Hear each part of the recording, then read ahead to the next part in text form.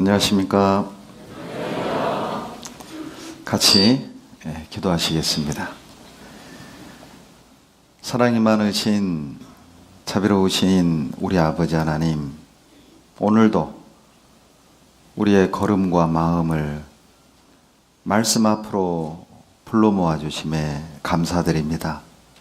이 시간 결코 헛되지 않도록 듣는 모든 이들에게 피곤치 않는 힘과 또 맑은 정신 허락하셔서 주님이 주시는 증거의 말씀을 들을 때마다 하나님의 말씀으로 받아들일 수 있도록 도와주시옵소서.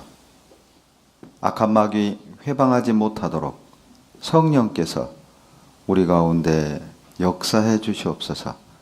우리를 사랑하시는 예수님 이름으로 감사하며 기도드렸습니다. 아멘. 다 같이 구약 성경 시편 90편 12절을 찾겠습니다. 시편 90편 12절입니다. 오늘도 성경 찾는 것이 서툰 분들은 화면을 보시면 되겠습니다. 12절 다 같이 읽겠습니다. 우리에게 우리날 계수함을 가르치사 지혜의 마음을 얻게 하소서. 이 시편 90편을 누가 썼냐면 제목에 보면 하나님의 사람 모세의 시, 그렇게 모세의 기도라고 제목이 붙여 있습니다. 모세는 창세기, 출애굽기, 레위기, 민수기, 신명기 5권의 성경을 기록을 했고, 그 모세가 쓴 유일한 시가 바로 시편 90편입니다. 모세는 120년을 살았습니다. 40년은 애굽의 궁궐에서 왕자로, 그리고 40년은 미디안 광야에서 목동으로, 그리고 나머지 40년은 하나님의 백성과 애굽을 나와서 가나안에 이르기까지 40년 광야 생활을 했습니다. 어찌 보면 요즘 젊은 사람들 표현으로 보면 모세의 일생은 롤러코스터 같은 일생을 산 거죠. 왕자로서 최정상까지, 부와 권력의 최고점까지 갔다가, 그리고 목동으로서 인생의 바닥까지도 가보고, 그리고 이제 하나님의 능력을 경험하면서 하나님의 백성과 40년을 또 살아도 봤어요. 우리가 꿈꾸는 모든 삶을 어찌 보면 모세는 경험을 한 것이죠. 그리고 이제 인생 말년에 인생들에게 뭔가 한마디를 남겨두고 싶었던 거예요. 유언과 같이 시를 썼는데 가장 해주고 싶었던 말이 뭐냐? 바로 12절이라고 말할 수 있습니다.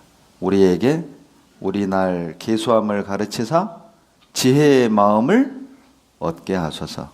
모세는 정말 이 세상 모든 인생들이 참 지혜로운 마음을 얻기 원했고 지혜롭게 살아가길 원했던 겁니다. 우리가 세상을 살아가다 보면 지식도 필요하지만 지혜도 참 필요하죠. 여러분, 지식은 뭐고 지혜는 뭘까요? 저도 이 말씀을 준비하면서 사전을 찾아봤어요. 사전에 이렇게 돼 있습니다. 지식이란 학습을 통해 얻는 인식, 이렇게 돼 있어요. 그리고 지혜란 사물의 이치나 일의 근원을 알고 이를 풀어가는 힘, 이렇게 돼 있습니다. 우리네 부모들은 문자도 모르고 학교 문턱도 밟아보지 못한 부모 세대가 참 많습니다. 그런데 그들은 우리보다 지적으로는 떨어지지만 그러나 살아감에 있어서 정말 지혜롭게 살아가는 모습들을 보지요. 어떻게 우리는 그런 지혜를 얻을 수 있을까? 답이 또 12절에 나옵니다. 12절에 우리에게 우리날 계수함을 가르치사 지혜의 마음을 얻게 하소서, 이 두 가지 의미가 들어있는데, 먼저는 다른 쉬운 번역에 이렇게 되어 있습니다. 인생이 얼마나 짧은지 깨닫게 하소서. 그러면 지혜로운 마음을 얻을 것입니다. 이렇게 번역이 돼 있어요. 그러니까 우리 인생이 얼마나 짧은지, 내게 주어진 시간이 얼마나 짧은지를 안다면 우리는 정말 지혜롭게 살게 될 거다. 예를 하나 들어보면, 여러분, 나에게 주어진 시간이 한 달 남았다면, 2달 남았다면, 아니 일주일밖에 내가 더 살 수 없다면, 여러분, 우리 일주일간 뭐 할까요? 한 달간 뭐 할까요? 내게 남은 기간이 어느 정도 남은지를 우리가 알고 산다면 장담하건대 우리는 낭비하지 않을 것입니다. 아마 우리는 고민하지 않겠습니까? 그 남은 한 달의 시간을 우리는 정말 가치 있는 일에 쓸 것이고 중요한 일을 하며 우리는 살게 될 거예요. 그러니 나에게 주어진 시간이 짧다라는 사실을 알게 되면 우리는 지혜로워질 수밖에 없어요. 왜 우리는 삶의 근본적인 문제들에 대해서 내가 어디서 왔는지, 왜 사는지, 어디로 가는지, 과연 하나님은 존재하는지, 진리는 무엇인가, 죽음 너머에 영원한 천국과 지옥은 있는지, 왜 우리는 이러한 가장 중요한 질문들에 대해 무관심할까요? 여러 가지 이유가 있지만 내게 주어진 기회가 많다라고 생각을 하는 거예요. 나에게 주어진 시간이 아직 많이 남았다고 생각하니까 미루는 거예요. 그리고 어느 날 그 답을 얻지 못하고 그 문제를 해결하지 못하고 덜컥 죽음을 만나게 됩니다. 그래서 대부분의 사람은 죽음 앞에서 후회한답니다. 내가 이럴 줄 알았다면 왜 그렇게 꽉 쥐고 살았을까? 왜 베풀지 못했을까? 왜 용서하지 못했을까? 왜 더 사랑하지 못했을까? 죽음 앞에서 후회하는 사람들의 공통적인 반응들입니다. 자, 여러분은 어떠세요? 오늘이라도 죽음을 만난다면 후회하지 않을 그런 삶을 우리가 살았던가요?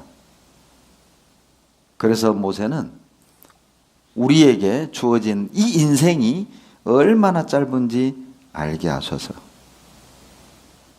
그러면 지혜로운 마음을 얻게 될 것입니다. 그리고 이제 두 번째 의미는 12절 말씀 그대로입니다. 우리날 계수함을 가르치사 지혜의 마음을 얻게 하소서. 자, 우리 인생의 날을 계수해보면, 계산해보면 지혜롭게 살 수밖에 없다. 그러면 오늘 우리 인생을 한번 계산해 봅시다. 여러분, 대한민국 남자들은요, 평균 수명이 81세래요. 물론 몇 년 전 통계지만, 자, 81년을 우리가 산다고 가정을 합시다. 이제 계산합니다. 죄송합니다. 여러분, 수학 논 지가 오래됐을 텐데, 제가 다시 아픈 기억을 떠올리게 해서, 다행히 이건 수학은 아니고 산수니까 편하게 들으세요. 자, 우리가 태어난 날이 있고 언젠가는 죽는다는 거죠. 그런데 대한민국 남자들은 평균 수명이 81세래요. 그리고 오늘은 제가 65세 남성을 기준으로 계산을 해왔어요. 왜냐하면 제 매형이 작년에 65세였거든요. 그래서 제 매형 기준으로 하다 보니 65세가 됐습니다. 이해해 주시기 바랍니다. 제가 65세에게 감정 있는 건 아닙니다. 자, 이 65년의 중년의 신사는, 뭐 중년이라고 해야 되나요? 노년이라고 해야 되나요? 애매한 세대죠. 이미 65년을 써버렸어요. 지나갔지요. 자, 그러면 81세까지 산다고 가정하면 몇 년 남았나요? 야, 역시 광역시는 달라요. 그냥 나오네요. 16년. 다른 데 가면 눈이 일단 올라갑니다. 질문을 하면 꼭 이게 올라가요. 이게 보이나 봐요, 여기에서. 보세요. 16년이 남았어요. 16년이. 자, 그런데 보세요. 16년이 모두가 다 내가 사용할 수 있는 시간이 아니에요. 몇 년 전 신문입니다. 80세 남성을 기준으로 볼 때 65세는 건강하지만 80년 수명 중에 15년은 병 치레를 한대요. 우리가 80년을 산다고 가정을 할 때 병 치레하는 총 날수가 15년이라는 겁니다. 자, 그러면 보세요. 자, 80세를 기준으로 15년이니까 80분의 15잖아요. 그러니까 인생의 약 16분의 3 정도를 앓는 거예요. 그러면 보세요. 16년 남았잖아요. 이 16년에 16분의 3을 앓고 지나간다는 거죠. 그러면 16년에 16분의 3은 자, 여기서부터 막힐 줄 알았어요. 제가 계산해 왔어요. 편하게 들으세요. 제가 다 대답해 드릴 테니까 긴장 딱 푸시고 3년입니다. 그러니까 13년만 내가 쓸 수 있는 시간이죠. 3년은 병치레 하니까요. 그러면 13년도 내가 다 쓸 수 있는 시간이냐? 잠자는 시간은 빼야죠. 그러면 3분의 1을 빼보십시오. 4년 잡고 그러면 몇 년 남았어요? 9년 남은 겁니다. 실은 이 9년도 뭐 멍 때리는 시간, 차 기다리는 시간, 세수하는 시간, 옷 입는 시간 이런저런 것을 빼도 실은 내가 자유롭게 활용할 수 있는 시간은 9년도 못 남았다. 자, 65세가 9년 못 남았까요? 75세는요? 죄송합니다. 여러분 보세요. 정말 우리에게 주어진 시간은 짧아요. 어떻게 이 시간을 사용해야 할까? 지혜가 필요합니다. 제가 영상을 하나 보여드릴 텐데요. 인생사진관이라는 영상이에요. 친구끼리 또 예비 부부가 또 15년 차 부부가 어머니와 딸이 기념사진을 찍으러 사진관에 갔어요. 그런데 사장님이 제안을 합니다. 30년 뒤의 모습을 분장해서 찍어보지 않겠습니까? 그리고 30년 뒤 모습을 분장을 하고 사진을 찍는데 저는 너무 교훈이 됐어요. 눈물이 났습니다. 한번 보셔요. 우리 인생이 별것 아닙니다.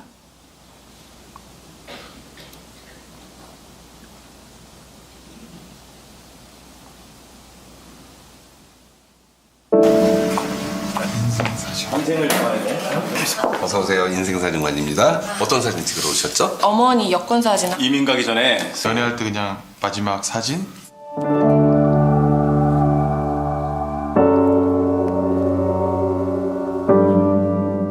인생 사진이요? 수십 년 후로 분장을 해서 재밌을 것 같긴 한데. 찍읍시다. 이벤트 같은 건가요? 어때? 저희야 뭐 재밌을 것 같긴 해요. 몇 년 후의 모습이 궁금하신지 좀 체크 좀 부탁드릴게요. 그냥 30년 하자. 그럼 30년 후 사진을 괜찮겠어? 멀리 가.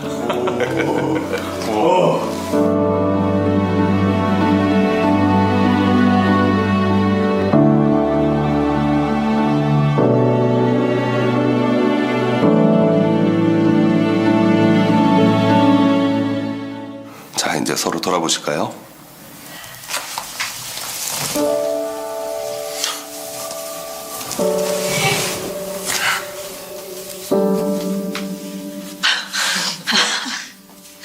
됐어?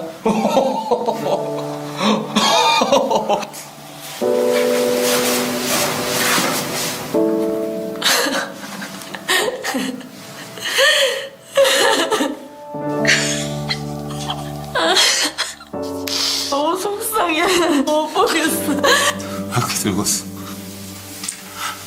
나이 먹어도 이렇게 곱네. 진짜 할머니 같지? 고생 많이 했나 보다. 이상해. 나 진짜 웃길 줄 알았거든. 와 근데 이거 진짜 신기하다. 아버지 닮았구나라는 생각이 그냥 그대로 촬영 진행하겠습니다. 살짝 미소 있으시면 좋을 것 같고요. 30년 후, 뭐 20년 후, 40년 후에 대한 모습을 생각해 본 적은 딱히 없는 것 같아요. 의미가 있었던 것 같고. 어떻게든 내가 건강해서 좀 더 오래 지켜줘야 되겠다. 아 근데 진짜 잘 살아야겠다는 생각이 진짜 들어요. 주름 하나라도 진짜 곱게 더 챙기면서 살아야겠다는 생각도 들고 사랑하는 사람과 더 오래 있고 싶다. 자, 30년 후 우리가 여기서 다시 만난다면 여기 우리 있을까요? 30년 후 나의 모습은 어떤 모습일까요? 여러분, 자, 이제 60이 넘어가면 70이 넘어가면 학력, 학벌, 재산, 외모, 권력 아무 의미가 없답니다. 그런데 우리는 그걸조차 살잖아요. 나이가 늙으면 그런 게 아무 의미가 없대요. 이분들도 이 경험을 통해서 뭐라고 고백하냐면 잘 살아야겠다. 사랑하는 사람과 오래 살아야 되겠다. 여러분 잘 사는 게 뭘까요? 뭐가 잘 사는 거죠? 남들보다 많이 가지면 잘 사는 건가요? 남들보다 잘나야 잘 사는 걸까요? 못 배우면 못 사는 거예요? 가진 게 없으면 실패한 거예요? 절대 그렇지 않습니다. 잘 살고 못 살고의 기준이 무엇이겠습니까? 어떤 분이요? 그걸 재밌게 이렇게 설명을 했어요.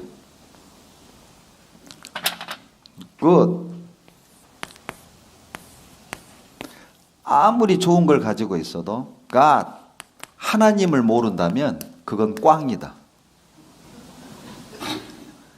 여러분 내가 아무리 좋은 걸 가지고 있어도 하나님을 모르면 아무것도 가진 게 아니에요. 내가 아무리 많은 걸 배우고 알고 있다 할지라도 여러분 하나님을 모르면 그 사람은 진짜 중요한 걸 모르고 있는 거라고요.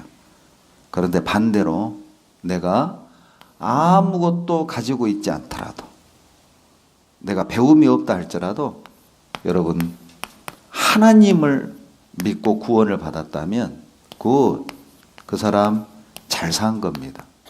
잘 살고 못 살고의 기준이 뭐예요? 뭘 가졌냐? 그게 아닙니다.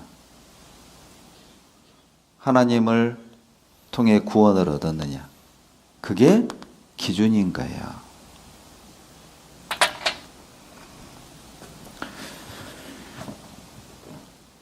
성경을 배우면 여러분 지혜로워져요. 시편 19편 7절 말씀에 여호와의 율법은 완전하여 영혼을 소성케 하고 여호와의 증거는 확실하여 우둔한 자로 지혜롭게 하며 하나님 말씀은 증거가 확실하기 때문에 한 번도 교회를 다녀보지 않은 사람이라 할지라도 여러분 이번 한 주간 찾아보겠다, 알아봐야 되겠다 그런 마음으로 듣잖아요. 지혜로워지는 거예요. 여러분 지식은 학습을 통한 인식이라고 말씀드렸고 지혜는 사물의 이치나 이 일의 원리, 근본을 알고 이를 풀어가는 힘이라고 말씀드렸는데 도대체 사물의 이치를 알고 일의 근원을 알고 그걸 풀어가는 힘을 우리는 어디서 얻겠습니까? 지식은 책에서 얻을 수 있을지 모르지만 여러분 지혜는 성경을 통해 얻는 거예요. 하나님을 만나면 여러분 지혜로워집니다. 그래서 하나님은 모든 사람이 믿을 수 있도록 증거를 주셨어요. 이사야 41장을 찾겠습니다. 이사야 41장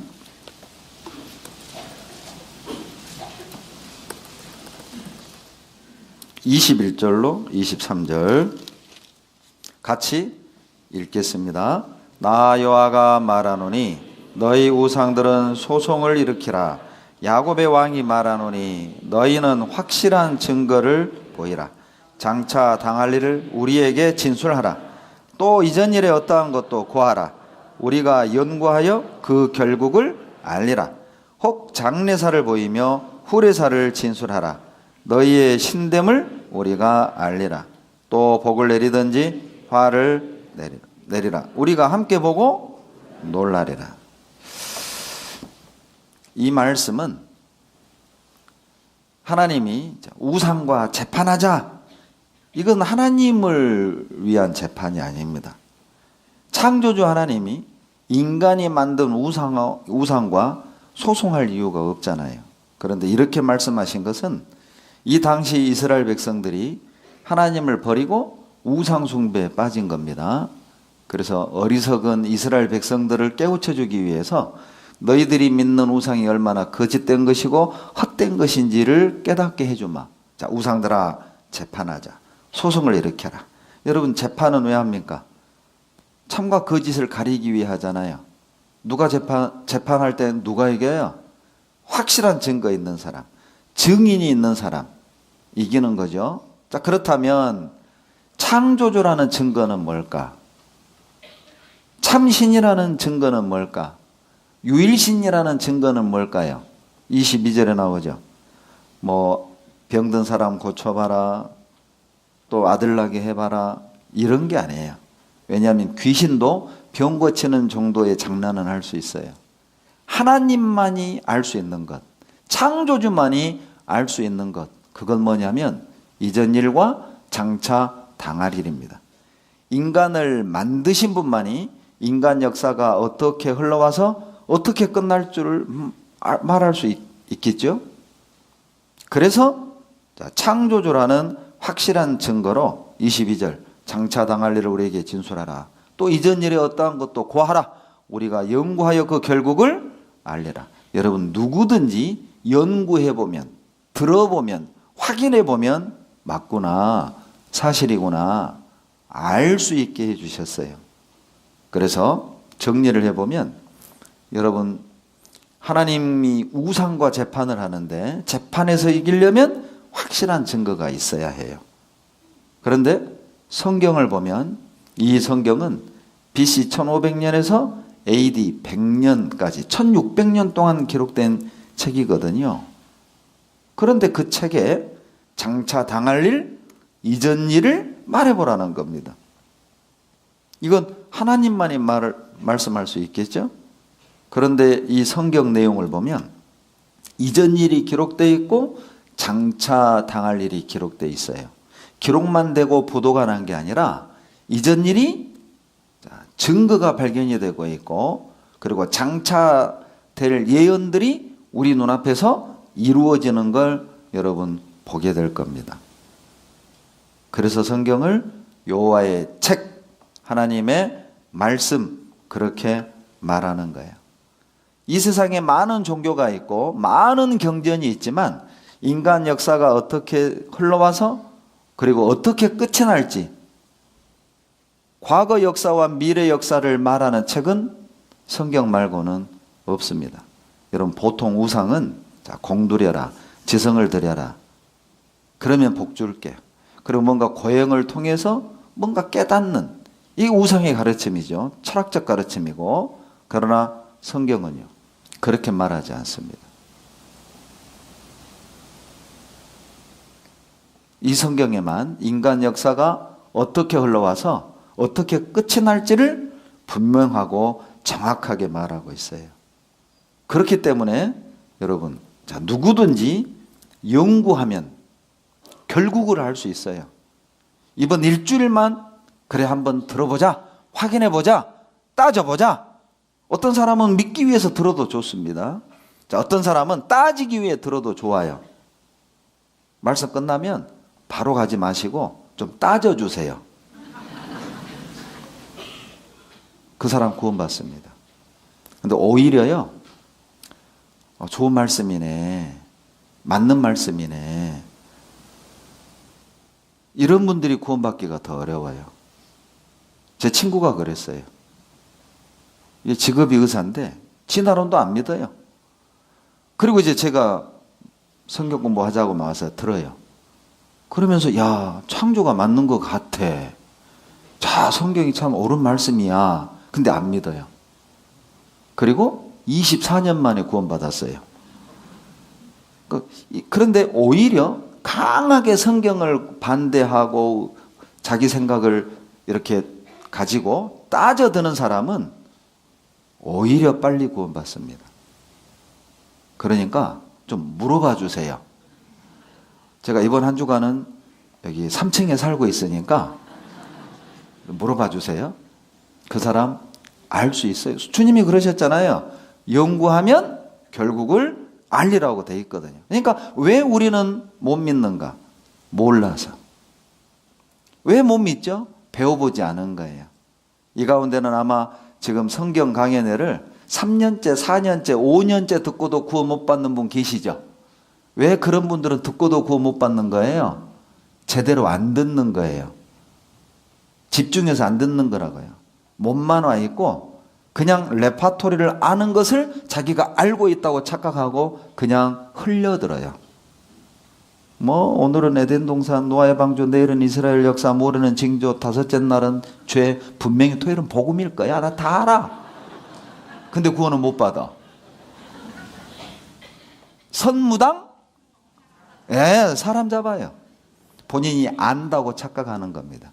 그러니까 정말 간절하고 원하는 마음으로 듣는 게 아니라 대충 들어요. 여러분, 간절한 마음으로 듣고 구원 못 받은 사람은 없습니다. 그런 경우를 저는 못 봤어요. 찾는 마음으로 들었는데 하나님이 구원 안 해준 사람 못 봤다니까요. 듣고도 구원을 못 받았다면 여러분, 찾지 않은 것이고 집중하지 않은 거예요. 연구하면 알게끔 해주셨거든요. 어려워서 구원을 못 받는 게 절대 아닙니다. 자, 그렇다면 이제 연구해 봅시다. 무엇부터 연구해 볼까요? 이전 일부터 연구해 봅시다. 그러면 알 수 있다고 하셨으니까요. 자, 이전 일로 갑니다. 창세기 2장 7절입니다. 창세기 2장 7절.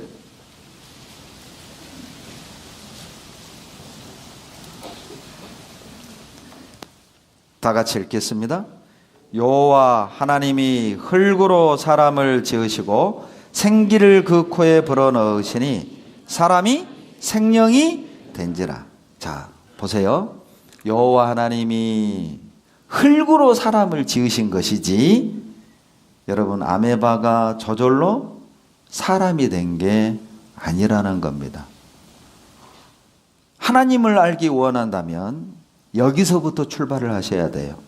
근원부터. 시작에서부터 시작하셔야 됩니다. 시간이 어디에서 나왔는가? 공간이 어디에서 나왔는가? 생명은 어떻게 출발을 했는가? 여기서부터 출발해야 여러분 신의 영역 그리고 우리 인간의 근본에 대한 답이 그냥 풀려요. 둘 중에 하나겠죠. 인간의 출발은, 우주의 출발은, 시간의 출발은, 공간의 출발은, 생명의 출발은 둘 중에 하나겠죠. 저절로 만드셨다. 저절로 됐다. 만드셨다. 이제 둘 중에 하나를 여러분은 선택하고 믿으셔야 됩니다. 그러나 하나님은 2장 7절에 흙으로 사람을 지으셨어요. 여러분, 우리 가운데 절대 우연히 재수 없이 태어난 사람 한 사람도 없어요. 분명한 목적을 갖고 우리는 보내심을 받은 겁니다. 다섯 손가락 얘기하세요? 엄지손가락이 자랑하더랍니다. 야, 나에겐 지문이 있어? 검지가 자랑하더래요. 야, 물건 가리킬 때 이렇게 가리키지, 이렇게 가리키는 거 봤냐? 그러니까 듣고 있던 중지가, 욕 아닙니다. 중지가, 야, 키 내가 제일 커? 그러죠? 키 제일 크죠? 약지가 말합니다. 야, 결혼 반지 여기다 끼우는 거 봤냐? 여기다 끼우지? 듣고 있던 새끼가 할 말이 없는 거예요. 고민하다 입을 열었대요. 야, 너희들 나 없으면 병신이야.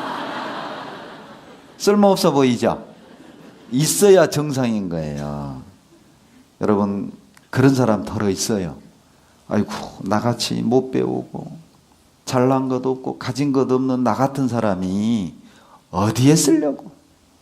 여러분, 쓸모없이 태어난 사람 없어요.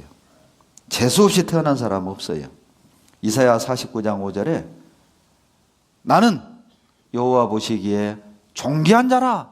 하나님을 모르면 자기가 얼마나 존귀한 사람인지 몰라요.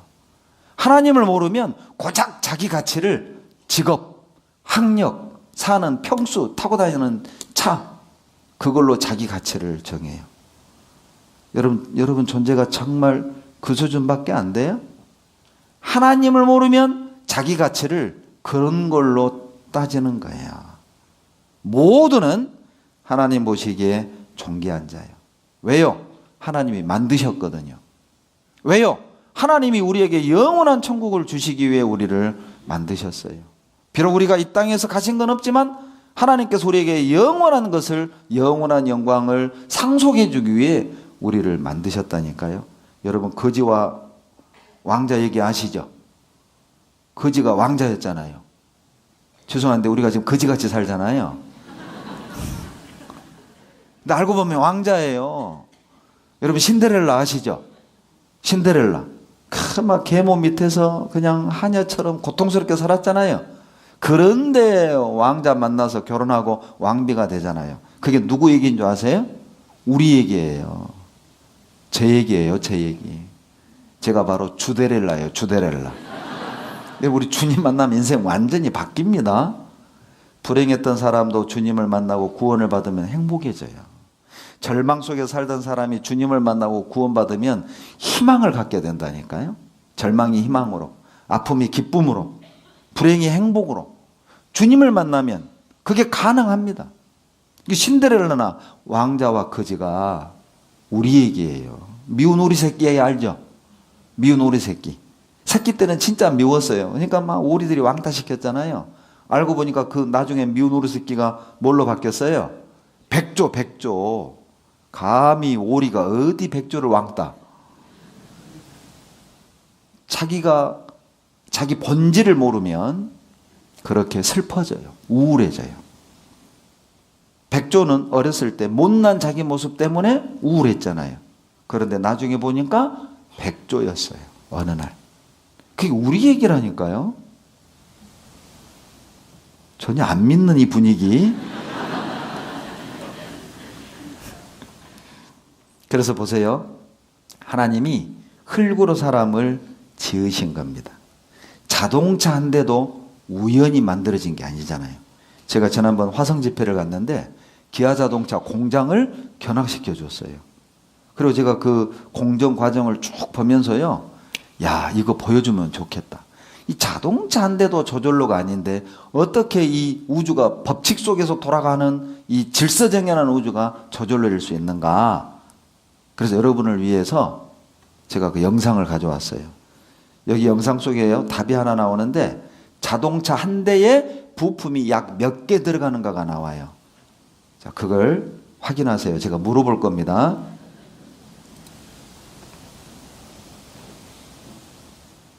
화성 기아 자동차. 저 왔다고요. 환영 이렇게 써주셨어요.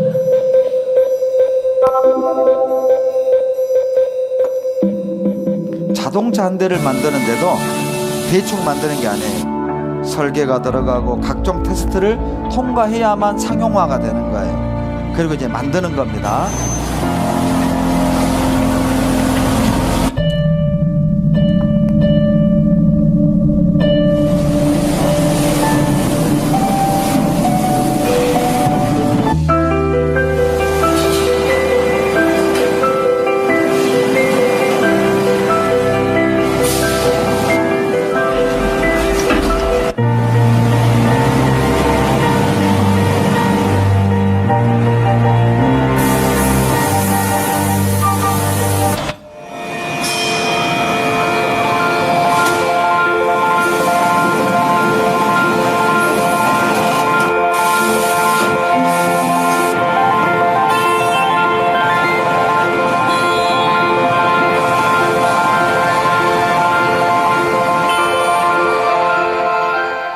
여러분, 자동차 한 대에 부품이 몇 개 들어가요?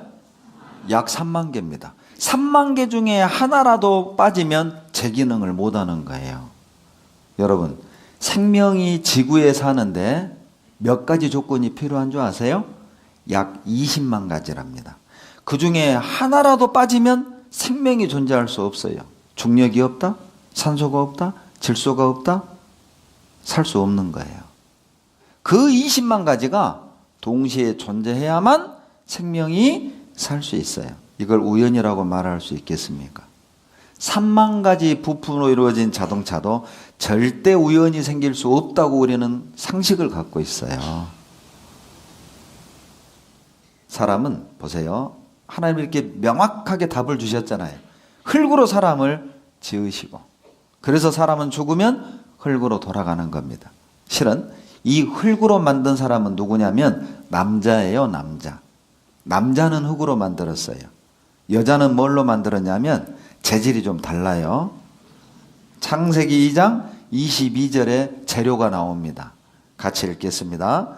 여호와 하나님이 아담에게서 취하신 그 갈빗대로 여자를 만드시고 그를 아담에게로 이끌어 오시니. 여자는 뭘로 만들었어요? 예, 뼈로 만들었어요. 뼈. 그러니까 남자는 흙이고 여자는 뼈로 만들었으니 남자가 강할까요? 여자가 강할까요? 예, 맞습니다. 남자들이요, 막 강한 것 같아도요, 절대 여자 못 이깁니다. 남자들이 못 이기는 거 세 가지 있다고 하죠? 자식 못 이기고요, 부인 못 이기고요, 쏟아지는 자기 눈꺼풀 못 이긴대. 이거 못 들어요, 이거 못 들어요. 절대 여자 못 이깁니다. 어느 날 어떤 분이요, 저에게 사진을 몇 장 보내왔어요. 남자는 닭으로 표현을 하고 여자는 고양이로 이렇게 표현을 한 사진인데 이거 보여드릴게요. 보세요. 자, 결혼하기 전 싱글일 때 여자는 보세요. 이렇게 천사 같대. 싱글입니다. 이렇게 천사 같은 싱글이 결혼하는 순간 이렇게 바뀌어요. 독이 확 이게 도대체 어떤 남자를 만나는지 궁금해요. 그런데 이제 이렇게 독이 오른 여자도 이혼을 하면 다시 고고하게 이렇게 바뀐대요. 그런데 이제 남자는 좀 심장이 약한 분들은 눈을 감아주세요. 싱글일 땐 보세요. 이렇게 준수해요. 이렇게. 멋있죠? 장딱같이. 그런데 이런 멋진 남자가 결혼하는 순간 털이 반 뽑혀요. 털이 반. 그리고 이제 이혼하는 순간 있는 털도 다 뽑혀요. 이걸 왜 나한테 보내주는지 난 아직도 이해가 안 가요. 나보고 어쩌라고. 그러니까 여하튼 진짜 남자들 잘해야 됩니다. 이 있는 털 뽑히기 전에 알아서 좀 잘하세요. 예. 여러분, 이게 단순한 운자고 하는 이야기가 아니에요. 자, 어떤 분은 남자의 갈빗대로 여자를 만들었다고 하면 만화처럼 생각을 해요. 여러분, 그렇지가 않습니다. 여러분, 실제 오늘날 과학으로도 신체의 일부를 떼가지고 생명을 복제하는 시대가 됐어요. 더 놀라운 건 여러분, 갈빗대를 제대로만 자르면 다시 자란답니다. 우리 몸이 206개 뼈로 되어 있잖아요. 그 중에 다시 자라는 뼈는 갈비뼈밖에 없어요. 여러분, 3,500년 전 모세가, 이 모세는 군인이었단 말이에요. 왕자였고. 그런데 어떻게 현대의학에서 발견한 갈비뼈가 자란다는 사실을 알았겠냐는 거예요. 여기 보면 우리 몸 안에 206개 뼈가 있는데 그 중에 갈비뼈가 24개래요. 그런데 이 갈비뼈는 제대로 수술하잖아요. 다시 자랄 수가 있대요. 이것을 모세가 어찌 알았을까요? 자, 퀴즈. 자, 남자의 갈빗대는 양쪽이 같다. 1번. 2번. 다르다. 자, 1번 같다. 손 들어봐요. 갈비 개수가 양쪽 같다. 아, 손 들어보세요. 예, 됐어요? 아, 예. 자, 다르다. 손 들어보세요. 다르다. 다르다. 예. 자, 안 드신 분 집에 가세요. 예. 여러분, 같습니다. 같죠? 집에 가서 세세요. 손 내리세요. 집에 가서 세세요. 같아요. 여러분, 아버지가 사고로 손가락 잘렸습니다. 자식이 태어날 때 손가락 없이 나오나요? 후천적 획득 형질은 유전되지 않습니다. 그냥 원상복구되어 나와요. 그러니까 같아요. 같아. 참 신기한 건요. 여러분 피를 만들어내는 게 조혈세포라고 하죠. 골수입니다. 골수를 조혈세포라고 해요. 근데 저는요 전공이 수학교육이기 때문에 저는 그런 건 잘 몰라요. 그냥 나는 골수라고 하면 206개 모든 뼈에서 골수가 다 나오는 줄 알았어요. 그런데 그렇지 않습니다. 여기 의사가 계시는데요. 골수가 나오는 뼈는 5개밖에 없어요. 앞머리뼈, 앞가슴 흉골뼈, 그리고 골반, 척추, 그리고 마지막 하나는 어딜까요? 갈비입니다. 갈비에서 골수가 나와요. 그러니까 갈비로 여자를 만들었다? 하나님 가능합니다. 현대 과학으로도 가능하잖아요. 복제가. 아무것도 없는 것에서 우주를 창조하신 분입니다. 여러분 더 놀라운 건 이 두 사람이 살았던 지역까지 기록하고 계셔요. 자, 2장 8절 같이 읽습니다. 여호와 하나님이 동방의 에덴에 동산을 창설하시고 그 지으신 사람을 거기 두시고, 그 유명한 에덴 동산입니다. 실은 저도 8년을 제가 다른 장로교를 다녔는데 누구도 이 에덴 동산이 이 지구상에 실제했다는 사실을 알려준 사람 없었어요. 그냥 교훈만 받죠. 불순종해서 벌 받았다, 순종해야 된다. 그리고 저 또한 에덴 동산 하면 그냥 상상 속의 지역, 교훈하시려고 만든 이야기, 이렇게 생각을 했죠. 그런데 하나님은 에덴 동산 위치를 기록했어요. 여기 보시면 에덴이 기쁨이란 뜻이거든요. 환희. 그래서 이 에덴 동산에서는 하나님과 동행을 했고 대화를 했고, 그리고 벌거벗고 살아도 부끄러운 걸 몰랐어요. 왜냐하면 죄가 없었으니까. 완전히 낙원이잖아요. 여러분 낙원을 영어로 파라다이스라고 하는데 합성어입니다. 파라, 울타리란 뜻이죠. 뭐 파라솔, 햇빛 가리개잖아요. 그리고 디지즈의 약자입니다. 그러니까 낙원이 어떤 곳이에요? 죄와 질병과 사망과 마귀로부터 보호받는 곳. 이게 에덴이었거든요. 그러니까 이곳에서는 부끄러운 게 없었고 하나님과 직접 대화를 했단 말이죠. 그리고 그 에덴의 중앙에 선악과를 만드시고 영생과를 두시고, 선악과는 먹지 마라, 생명과는 먹어라. 그런데 사람들은요, 그 하나님을 믿기 싫어하는 기질이 있습니다. 그래서 아득아득한 꼬투리를 잡으려는 경향이 있어요. 그래서 어떤 비난을 하냐면, 뭐하러 만들어가지고, 선악과를 뭐하러 만들어가지고, 이런 질문 자체가 실은 트집 잡는 거거든요. 여러분 보세요. 에덴 동산에 있는 모든 과일을 다 먹으라고 그랬어요. 다 먹으라고 했다고. 딱 하나만 먹지 마라.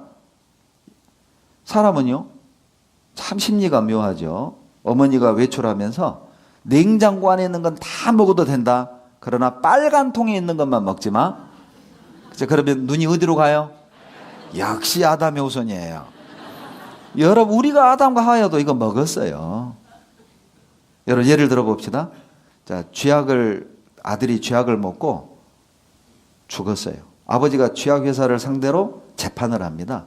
왜 너희들 쥐약 만들었냐? 너희들이 쥐약을 안 만들었다면 내 아들 안 죽었다. 재판하면 쥐약 회사가 이길까요? 아버지가 이길까요? 어떻게 그렇게 잘하세요? 그러죠. 여러분 쥐약은 뭐 잡으려고 만든 거예요? 예, 여러분 선악과는 마귀 잡으려고 만든 거예요. 먹지 마라. 이 말을 더 쉽게 표현하면 내 말 믿으라 그 말이에요. 하나님을 믿어라. 마귀가 너 시험할 거야. 너 꼬실 거야. 너 유혹할 거야. 넘어가지 마. 거짓말이야. 속지 마. 따라가지 마. 따라가면 너 죽어. 그 얘기라고요. 여러분 우리가 어린아이들에게 교육시키잖아요. 모르는 아저씨가 아이스크림 사주고 사탕 준다고 하면 따라가라고 가르쳐요? 가지 마라고 가르쳐요? 그러지요. 가지 마라고. 왜? 위험하니까. 따라가지 마라 그 말이에요. 먹지 마라 그 말은 마귀 따라가지 마라 그 말이에요. 그런데 이것은 오늘날 우리에게 어떤 교훈이 있냐면, 불순종하면 저주, 순종하면 복받을 걸 교훈해 주시는 겁니다.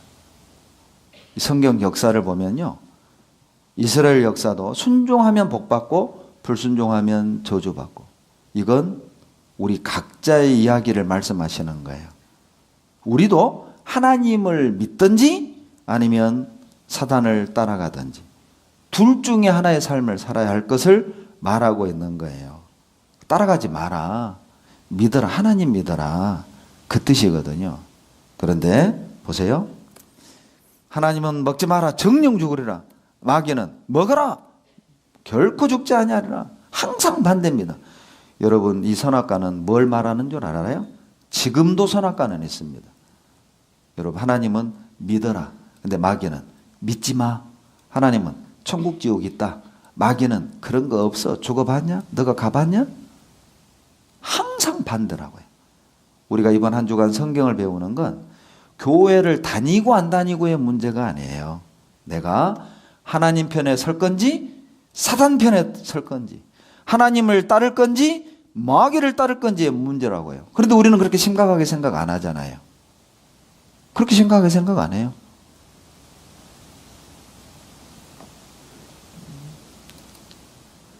여러분, 사단의 이름이요, 히브리어로 이렇게 씁니다. 히브리어는 오른쪽에서 왼쪽으로 읽습니다. 그리고 각 알파벳마다 뜻이 있어요. sin, 이게 파괴, 죽임, 그런 뜻이고요. ted, 둘러쌈, 그런 뜻입니다. 그리고 눈, 이게 눈이라고 읽는데 생명이에요. 이게 실은 히브리어로도 사단이랍니다. 발음이. 사단의 뜻이 분명해졌죠. 사단이 어떤 존재죠? 생명을 둘러싸서 죽이는 일을 해요. 말씀을 듣지 못하도록 둘러싸는 거예요. 복음의 말씀이 들어가지 못하도록 둘러싸요. 막아요. 그래서 고린도후서 4장 3절로 4절에 보면 만일 복음이 가려웠으면 망하는 자들에게 가려운 것이니 세상 신이 믿지 아니한 자들의 마음을 혼미케 하여 그리스도의 영광의 복음의 광채가 비치지 못하게 함이니라. 마귀가 하는 일이 뭐냐? 말씀 못 듣게 하는 겁니다. 복음이 들어가지 못하게 막아요. 뭘로 막아요? 졸음으로 막아요. 벌써 3마리 와 있어요. 그리고 술로 막아요. 일로 막아요. 쾌락으로 막아요. 그런 것 때문에 말씀을 듣기를 거부하고, 그리고요, 분명하게 말하지만 금요일 날은 회식으로 막을 겁니다. 꼭 회식 있을 거예요. 보세요. 그리고 토요일 날은 가족 모임으로 막을 거예요. 갑자기 막 모임이 생겨. 갑자기. 보세요. 못 듣는 일이 생길 겁니다. 반드시 그렇습니다. 왜? 마귀가 하는 일이거든요. 말씀 못 듣게 하는 거. 그래서 그 영혼을 죽이는 거예요. 그리고 아담과 하와는 하나님을 따른 것이 아니고 하나님을 믿은 것이 아니라 마귀를 따른 거예요. 그래서 죄와 질병과 사망이 이 세상에 들어온 겁니다. 오늘 아침 어떤 지역에서 전화가 왔어요. 제가 했던 집회 DVD를 보고 궁금한 게 있다고 이렇게 전화를 하셨어요.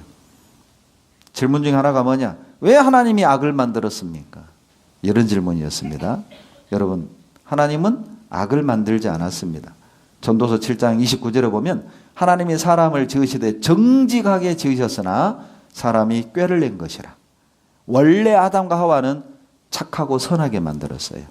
그런데 인간이 불순종하고 타락함으로 죄를 지은 거예요.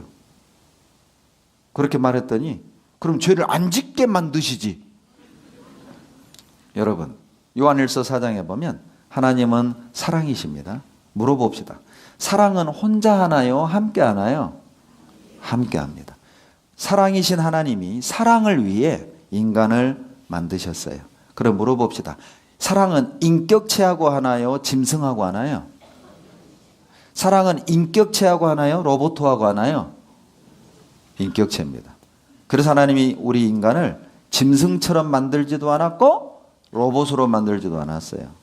인격체로 만들었어요. 인격체란 자유의지가 있다는 것이죠. 예를 하나 들어봅시다. 자, 어떤 남자가 어떤 여자를 너무 사랑해요. 근데 이 여자가 막 프로포즈를 안 받아줘요. 그래서 어느 날 납치해가지고 목에 칼을 탁 들이대고 죽을래 살래? 살게요. 그래서 살았어요. 자, 이 여자는 사는 게 행복할까요? 고통일까요? 그건 사랑이 아닙니다. 억압으로 겁을 줘서 살아요? 그건 고통이에요. 그래서 하나님이 인간을 사랑의 짝으로 만들었고 사랑은 선택인 거예요. 그래서 하나님을 따를 수도 있고 안 따를 수도 있는 자유의지를 주시고 인격체로 만드신 거죠. 그래야만 진정한 사랑이거든요. 그러니까 하나님은 하나님의 사랑을 받아주기를, 하나님을 믿고 따라주기를 기다리고 기다리신 거예요. 인간은 하나님을 버렸습니다. 하나님의 사랑을 매몰차게 거절했어요. 아담과 하와의 모습이 나에게는 없나요? 우리도 하나님의 이 사랑의 손길을 거부하잖아요. 여러분, 하나님 인간을 정직하게 만드셨어요. 그리고 죄와 질병과 사망이 세상에 들어온 겁니다. 그리고 하나님이 다 같이 읽겠습니다. 너의 영화와 광대함이 에덴 모든 나무 중에 어떤 것과 같은고 그러나 내가 에덴 나무와 함께 지하에 내려갈 것이요. 하나님이 아담과 하와를 가죽옷을 지어 비시고 에덴 동산에서 쫓아내고 에덴 동산을 땅속에 집어넣어 버렸어요. 그런데 그 위치를 알 수 있도록 2장 10절에 강이 에덴에서 발원하여 동산을 적시고 내 근원이 됐다고 되어 있죠. 에덴 동산에서 강 4개가 흘러내려갔다 그런 뜻입니다. 그런데 이름이 나옵니다. 11절에 첫째 이름은 비손, 둘째 강의 이름은 기혼, 셋째 강의 이름은 hitdekel, 넷째 강은 유브라데입니다. 자, 성경을 그대로 보여드릴게요. 비손, 기혼, hitdekel, 유브라데 4개의 이름이 나오는데 에덴 동산을 지하로 엎어버릴 때 비손, 기혼은 사라집니다. hitdekel, 유브라데는 지금도 흐르는데 hitdekel은 유대식 발음이고 영어식 발음은 티그리스 유프라테스입니다. 저는 이 티그리스 유프라테스를 성경에서 먼저 배우지 않았어요. 세계사에서 배웠습니다. 4대 문명 발상지 중에 최초 문명 발상지 메소포타미아 문명입니다. 메소포타미아란 말 이 자체가 두 강 사이란 뜻이에요. 티그리스, 유프라테스 강 사이. 이 모양이 초승달이어서 비옥한 초승달 지역. 제 세대는 그거 다 배웠어요. 시험에 나와요. 보세요. 바로 여기입니다. 중동 지역이죠. 더 놀라운 건 인공위성을 통해서 땅 속에 있는 비손 기온까지 찾아낸 겁니다. 그래서 바로 중동 지역이 에덴 동산 자리라는 걸 밝혀냈어요. 이거 보시면요. 자, 인류 조상은 유전적으로도 하나입니다. Y 염색체, 남자 성 염색체가 XY잖아요. Y 염색체를 유전한 남자도 한 남자. 그리고 여자들은요, 특이점이 하나 있어요. 세포 안에 있는 유전인자는 엄마, 아버지 걸 동시에 물려받습니다. 그런데 세포 안에 미토콘드리아가 있는데 미토콘드리아 안에도 유전인자가 있어요. 그런데 이 유전인자는 놀랍게도 엄마에게서 딸에게만 유전이 됩니다. 모계 유전입니다. 여기에서 착안해서 5대양 6대 흩어져 있는 삼색인종의 태반을 갖다가 조사한 결과 모든 인류의 여자들의 미토콘드리아 유전인자가 같다.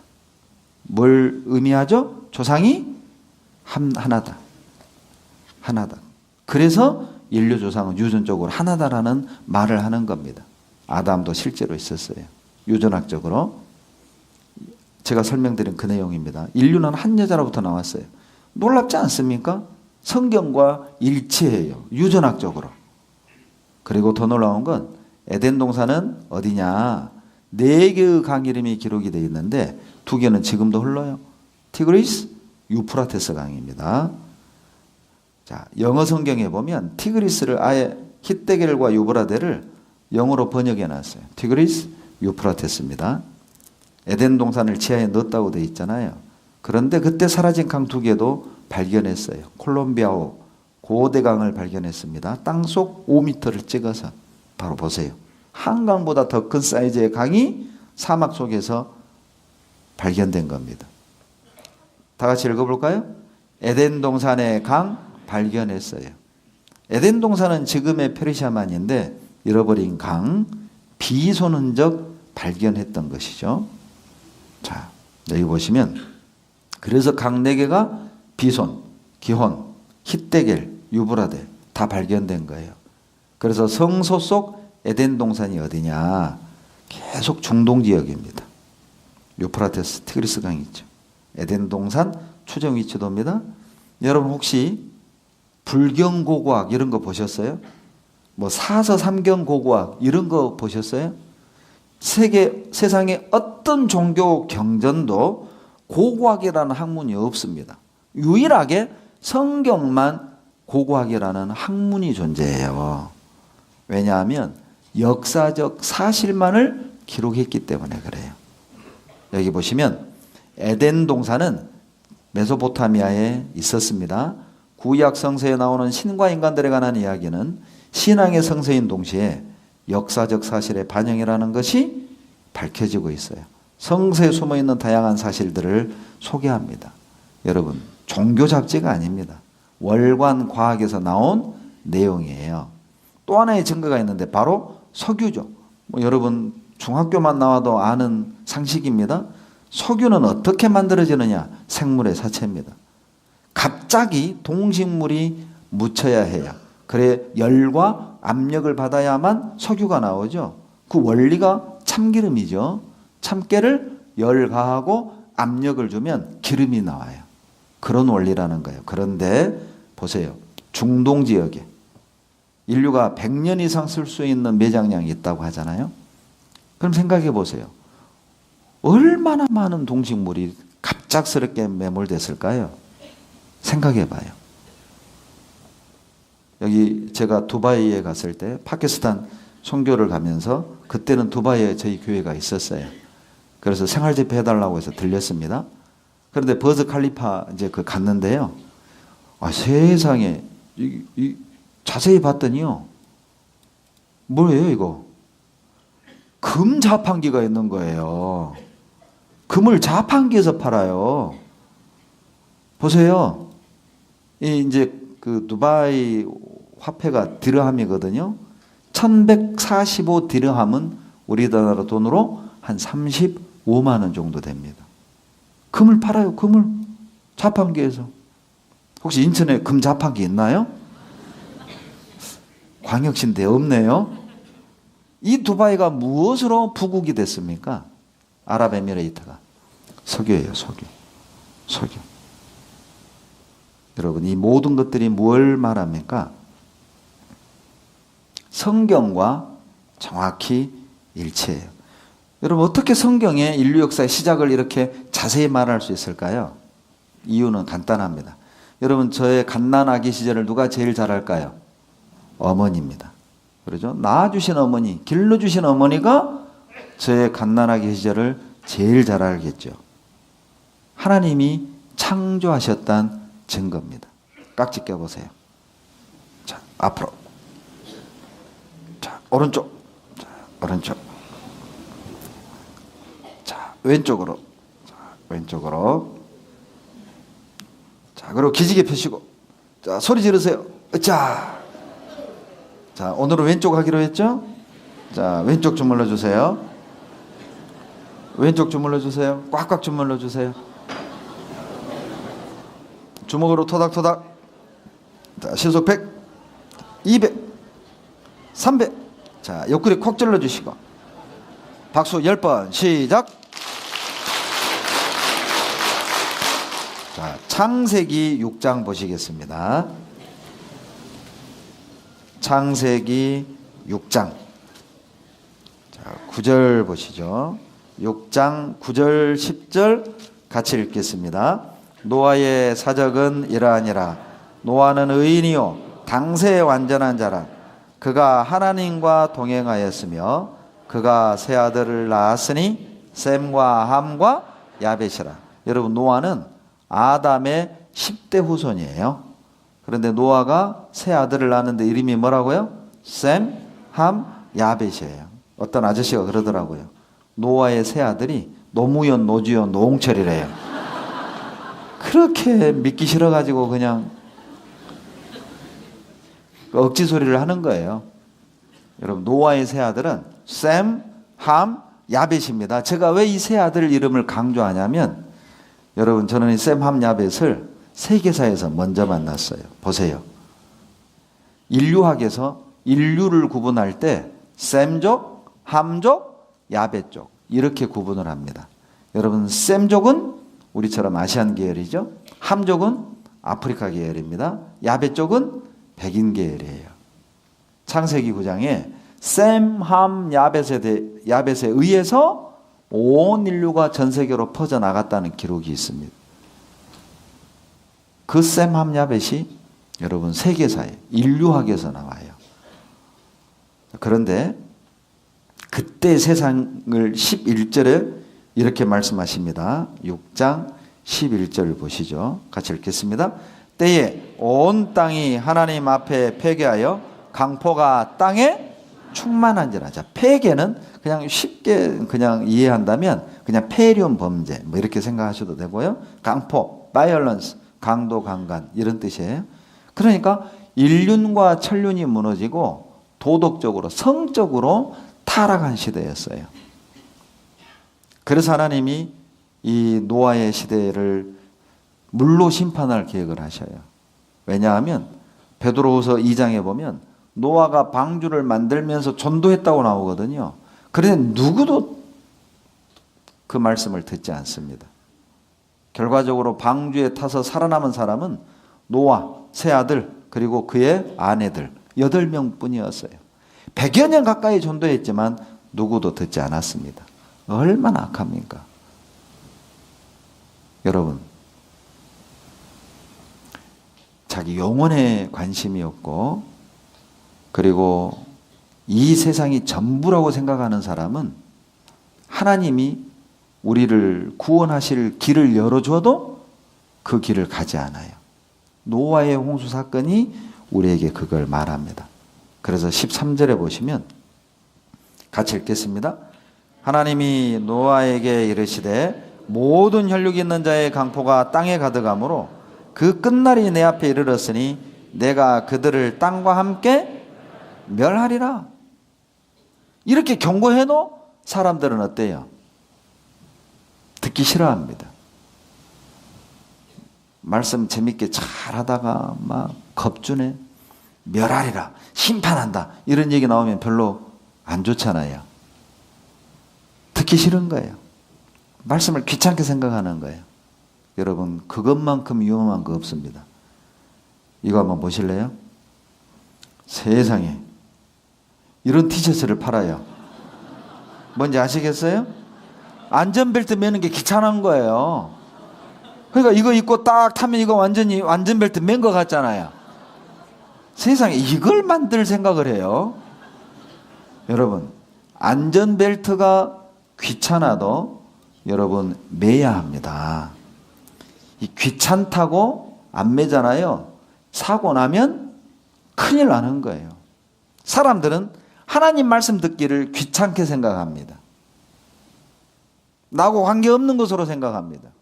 설마 그런 일이 있으려고 가볍게 생각하죠? 여러분, 귀찮아도 배우시고 들으셔야 해요. 14절 한번 보세요. 6장 14절로 15절 같이 읽습니다. 너는 잣나무로 너를 위하여 방주를 짓되 그 안에 간들을 막고 역청으로 그 안팎에 칠하라. 그 방주의 제도는 이러하니 장이 300규빗, 광이 50규빗, 고가 30규빗이며. 여러분, 이 방주가 뭐냐면 뚜껑 덮인 배라고 보시면 돼요. 속력을 내는 노도 없고 방향을 정하는 키도 없어요. 그냥 상자처럼 둥둥 떠다니는 거죠. 바람 부는 대로, 파도 치는 대로. 그리고 그 방주의 길이가, 사이즈가 나오는데 길이는 300규빗. 과거에는 자가 없었기 때문에 신체의 일부로 자 대용한 거죠. 이게 바로 규빗이에요. 팔꿈치에서 손끝까지. 메타법으로 환산하면 평균 46.5cm 정도. 계산하기 좋게 길이 300규빗을 메타법으로 환산하면 140m 정도 돼요. 그리고 너비는 23m, 높이는 14m.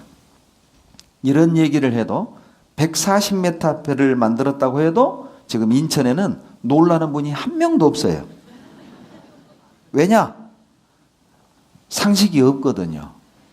배에 대한 지식이 없기 때문에 놀라는 사람이 전혀 없어요. 그러나 조선공학자들은 여러분 지금부터 4,000년 훌쩍 전에 140m 배를 만들었다? 불가능하다고 말합니다. 여러분 배 만드는 게 고도의 기술을 필요로 해요. 그냥 대충 만드는 게 아니에요. 그래서 현대 과학으로 90m 가까운 배를 언제 만들었느냐? 최초 160여 년 전이에요. 화면 보시면 1843년에 98m짜리 배를 최초로 만든 겁니다. 그러니까 조선공학에서는 140m짜리를 4천여 년 전에 만들었다? 불가능하다. 제가 3호, 목포 옆에 3호라는 곳이 있는데 집회를 하는데 호텔을 잡아주셨어요. 호텔의 베란다에서 딱 내려다보는데 3호 조선소가 그대로 보이는 겁니다. 여러분 보세요. 이게 한 170, 80m 넘는 배인데 이 배를 만들 때 3,000톤, 7,000톤 이런 크레인이 필요를 해요. 대충 만드는 게 아닙니다. 수개월 걸린다는 거예요. 이게. 그런데 방주 3층짜리 방주를 만든 거예요. 축구장보다 훨씬 큽니다. 이 창세기를 받아 쓴 사람이 모세라고 말씀드렸죠. 모세가 살았을 당시 배 디자인은 다 이렇게 생겼어요. 왜요? 고기를 잡든지 관광을 해야 되니까. 이런 배밖에 없었던 시절에 모세가 뭐하러 이렇게 뚜껑 덮인 배를 기록을 했을까요? 이 방주는요, 어업용도 아니고 관광용도 아니에요. 뚜껑 덮어버렸잖아요. 이건 순전히 생존용이라는 걸 알 수가 있습니다. 모세가 지어낼 수 없다는 것이죠. 모세 당시에는 생존용 저런 방주가 필요 없었으니까요. 하나님 말씀을 성령의 감동하심으로 받아 기록했어요. 그리고 방주를 다 만들고 나니까 봅시다. 창세기 7장 9절입니다. 9절 같이 읽습니다. 하나님이 노아에게 명하신 대로 암소 둘씩 노아에게 나와 방주로 들어갔더니, 제가 89년에 처음 성경 배울 때 궁금했어요. 아니 이 세상에 짐승이 얼마나 많은데 어떻게 노아의 8 식구가 그 많은 동물들의 암컷 수컷 한 쌍씩 어떻게 방주로 다 들여보냈을까? 이게 이제 좀 이해가 안 되는 거예요. 근데 여러분 성경 보니까 자, 노아의 8 식구들이 찾아다녔어요? 제 발로 기어들어왔어요? 제 발로 기어들어온 겁니다. 며칠을 기어들어왔느냐? 짐승은 기어들어옵니다. 10절 같이 읽습니다. 7일 후에 홍수가 땅에 덮이니 며칠 걸린 거예요? 7일이요 7일. 여러분 물어봅시다. 만약 우리 눈앞에서 모든 짐승 암컷수컷 2마리가 7일 동안, 일주일 동안 어떤 배로 기어들어가는 걸 7일간 우리가 본다면 이거 예사로운 거예요? 예사롭지 않아요? 예사롭지 않아요. 뭔가 징조거든요. 여러분 7일간 기회를 준 거예요. 하나님이. 돌이키라고. 짐승들이 이렇게 제 발로 들어가는 걸 본다면 이거 봐라. 예사롭지 않네? 뭔가 일어나겠네? 마음을 바꿨어야죠. 생각을 바꿨어야죠. 여러분 그래서 우리도 전도집회 며칠 해요? 7일 합니다. 7일간 마음을 좀 바꿔주세요. 야 이거 예사롭지 않구나. 야 하나님 말씀 일반 그냥 경전이 아니네. 역사가 있네. 과학이 있네. 인류 역사가 들어있네. 운명이 들었네. 그렇다면 하나님 말씀이네. 마음 바꿔야죠. 여러분 자, 짐승들이 제 발로 들어갔을 때 다 들어가고 나니까 어떻게 했느냐. 하나님이 보세요. 이렇게 방주문을 닫아버렸어요. 하나님이 닫은 이 방주문은 2번 다시 열리지 않았습니다. 뭘 의미합니까? 우리가 구원 얻을 수 있는 기회도 영원하지 않아요. 구원은 우리가 받고 싶을 때 받는 게 아닙니다. 하나님이 주실 때 받아야 해요. 죄송하지만 이 중에 누군가는 이번 한 주간이 구원 얻을 수 있는 마지막인 사람도 있을 거라고요. 또 다음에 기회가 있을 거라는 착각을 버리세요. 누가 내일을 장담하고 보증해 줄 수 있습니까? 오늘을 정의하라고 한다면 여러분, 오늘이란 하나님께 돌아올 수 있는 마지막 기회, 이렇게 말할 수 있어요. 죄 짓고 즐기라고 주신 게 아닙니다.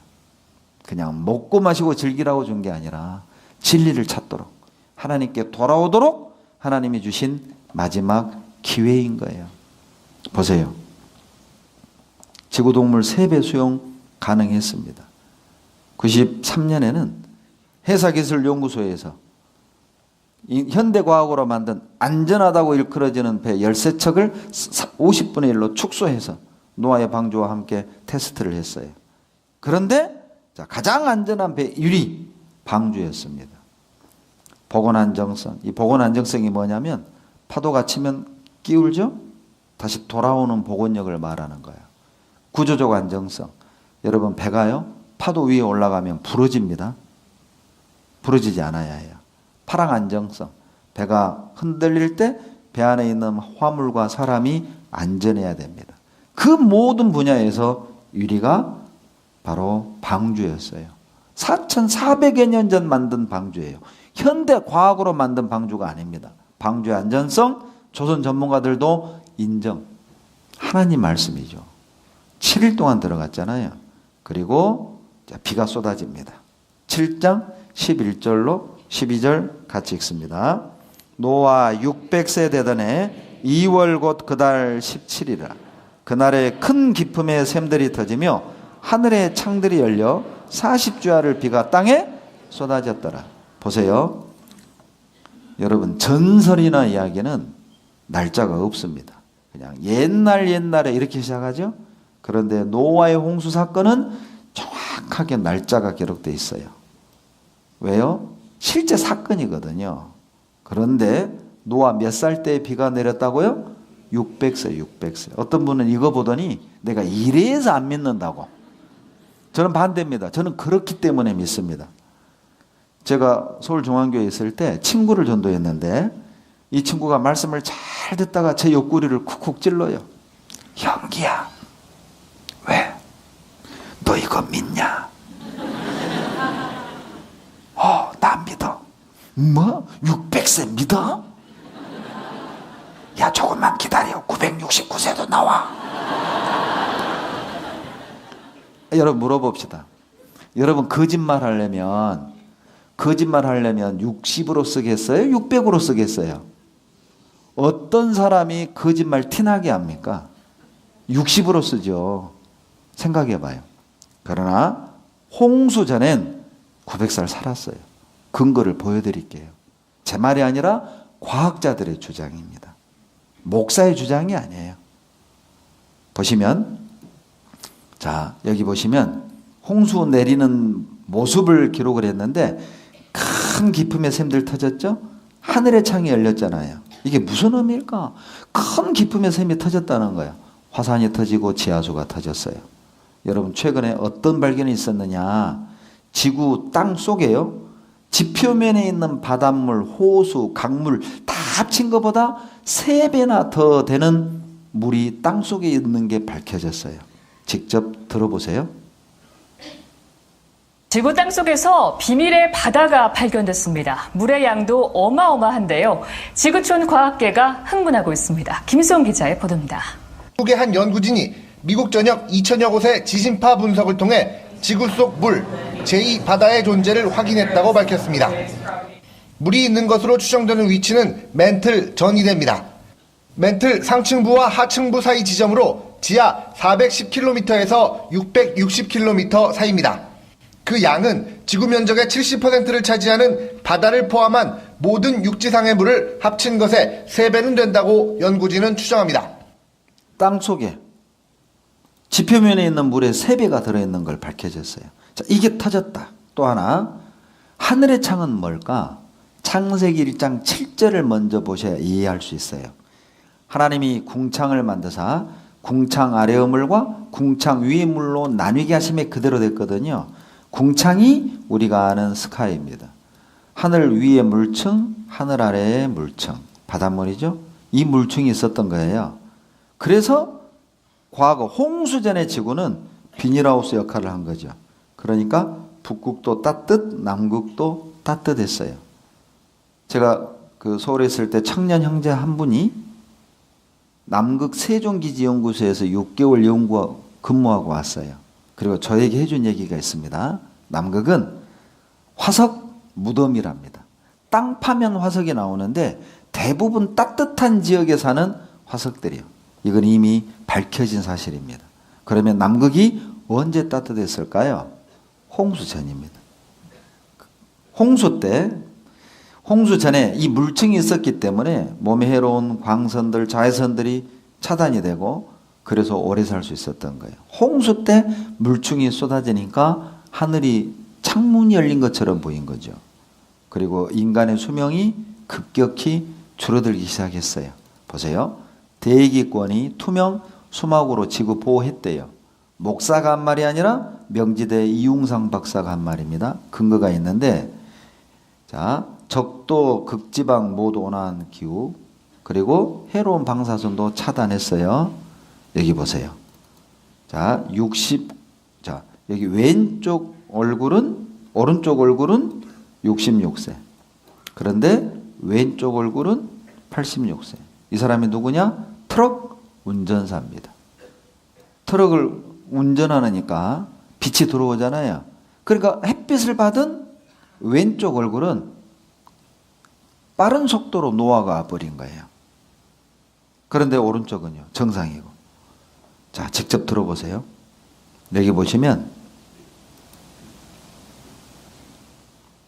아침 저녁으로 직접 운전해서 출퇴근하시는 분들, 피부 생각하면 이때도 방심하면 안 되겠습니다. 볕이 강한 시간대도 아니고 운전 시간이 길지 않아도 햇빛에 노출된 얼굴 반쪽이 더 빨리 손상된다고 합니다. 박학식 의학 전문 기자입니다. 28년간 화물차 운전을 한 69살 남성의 얼굴입니다. 매일 햇빛에 드러난 얼굴 왼쪽이 훨씬 더 늙어 보입니다. 출퇴근 시간에만 잠시 운전하는 경우엔 어떨까? 고대 안암병원이 직업 운전자가 아닌 5, 60대 출퇴근 운전자 15명을 조사했더니 얼굴 좌우의 피부 손상 정도가 확연히 달랐습니다. 오른쪽보다 왼쪽, 특히 눈 아래와 관자놀이 부위에 색소 침착과 주름이 훨씬 많이 생겼습니다. 왼쪽 얼굴이 훨씬 더 빠른 속도로 늙어요. 30분 출퇴근하는 그 시간에도 햇빛을 받으면. 자, 이거 보시면 창세기 5장에 보면 몇 살까지 살다가 죽었더라 나이가 나옵니다. 6장부터 9장까지가 홍수 사건이고요. 그리고 10장, 11장에 족보가 나오고 또 11장에 나이가 나와요. 그런데 놀라운 건 홍수 사건을 기준으로 보면 5장의 나이는 거의 900살 때입니다. 900살 때예요. 그러니까 300살은 명함도 못 내밀어요. 얼라죠. 그런데 이제 홍수 사건 이후 11장에 보면 나이가 확연하게 줄어듭니다. 생각해 보세요. 없던 자외선을 처음으로 맞기 시작했기 때문에 엄청난 변화가 있었을 거라고요. 우리야 지금은 적응했을 거 아니에요. 인간 수명 900살 가능했습니다. 과학기술은 노희천 교수 얘기입니다. 뭘 근거로? 노화홍수전 하늘엔 물층이 존재했대요. 그 증거들이 발견되는데 여러분 잠자리가 발견됐거든요. 그런데 1m예요. 여러분 1m 별로 놀라지도 않네요. 뭐 인천에 이런 게 많나 보죠. 여러분 1m짜리 잠자리 날개 펴서 날아다니면 저만하다고 보시면 돼요. 저만한 잠자리가 날아다녀 봐요. 조용필 씨 절대 고추 잠자리 노래 안 불러요. 엄마야 하고 도망가지. 오늘날 환경에서는 불가능하다니까요. 잠자리뿐입니까? 새우가 2m짜리예요. 어제도 새우 먹었는데 2m짜리 어떻게 구워 먹어요 이거. 나보다 더 큰데. 바퀴벌레는 30cm입니다. 팔뚝만 해요. 예. 소는 9m 3층 건물입니다. 오늘날 환경에는 다 생존 불가능합니다. 여기 보시면요. 사람도 컸어요. 대토굴 뼈가 발견됐는데 이 뼈 하나가 1m 20이에요. 이 뼈 하나가.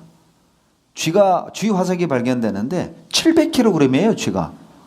야, 이쪽 동네는 별로 안 놀래요. 집에 한두 마리 키우고 있어요?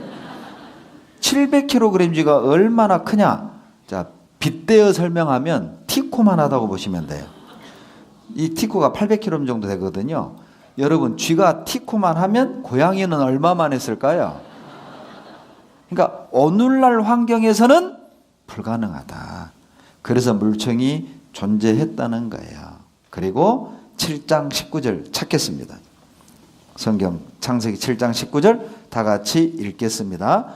물이 땅에 더욱 창이라매 천하의 높은 산이 다 덮였죠? 얼마간 덮였느냐? 자, 보세요. 7장 22절 같이 읽습니다. 육지에 있어 코로 생물의 기식을 호흡하는 것은 다 죽었더라. 24절 물이 150일을 땅에 창이라 했더라. 보시죠. 자, 150일 동안 천하가 물속에 들어가 있었어요. 그러니까 코로 숨 쉬는 건 다 죽었어요. 그랬더니 어떤 대학생이요, 목사님, 고래도 코로 숨 쉬지만 살았잖아요. 깜짝 놀랐어요. 그러죠. 고래 코로 숨 쉽니다. 아가미로 숨 쉬는 게 아니에요. 그러죠. 그럼 고래가 멸종했어야 되잖아요. 방주에 못 들어갔잖아요, 고래는. 그러죠. 고래가 기어 들어갔을까요? 근데 고래는 안 들어갔단 말이에요. 살았잖아요. 큰일 났다. 성경 딱 보니까요, 답이 있어요. 22절 보세요. 육지에 있어 코로 숨 쉬는 것. 제가 하나님이 이럴 줄 아셨던 거예요. 여러분, 성경은 답이 있습니다. 그러니까 대충 보니까 이해를 못하는 거예요. 대충 보니까. 그래서 너희는 여호와의 책을 자세히 읽어보라. 이사야 34장 16절 말씀이죠. 답이 있어요. 몰라서 오해하는 거라고. 마태복음 22장 29절에 너희가 성경도 하나님의 능력도 알지 못하는 거로 오해하였도다. 누가 그러더라고요. 손가락 몇 개예요? 5개죠. 오해가 있을 땐 3번만 성경 강연을 제대로 듣잖아요. 이해할 수 있대요. 이해하고 이해가 되잖아요. 사랑할 수 있대요. 사랑하고 사랑하잖아요. 팔자가 고쳐져서 구원받아. 자, 이래도 안 웃는 분들은요, 일찍 끝내드릴게요. 보세요. 150일 동안 물속에 잠겨 다 죽었습니다. 심판이 끝나니까 이제 하나님이 물을 줄어들게 하는데 8장 1절 같이 읽습니다. 하나님이 노아와 그와 함께 방주에 있는 모든 들짐승과 육축을 권념하사 바람으로 땅 위에 불게 하심에 물을 줄어들게 하는 방법이 뭐였냐? 바람이었습니다. 바람을 불어서 어떻게 물이 줄어들까요? 자, 욥기 37장 9절 10절 같이 읽죠. 남방 밀실에서는 광풍이 이르고 북방에서는 찬 기운이 이르며 하나님의 부시는 기운에 얼음이 얼고 물의 넓이가 놀랍지 않습니까? 여러분, 태풍은요, 적도에서 붑니다.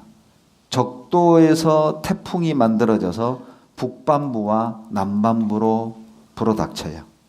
그러니까 물이 북극과 남극으로 몰아갔을 것이고 얼음이 얼려서 차곡차곡 쌓아지니까 물의 넓이가 줄어든 거예요. 얼음을 얼려서.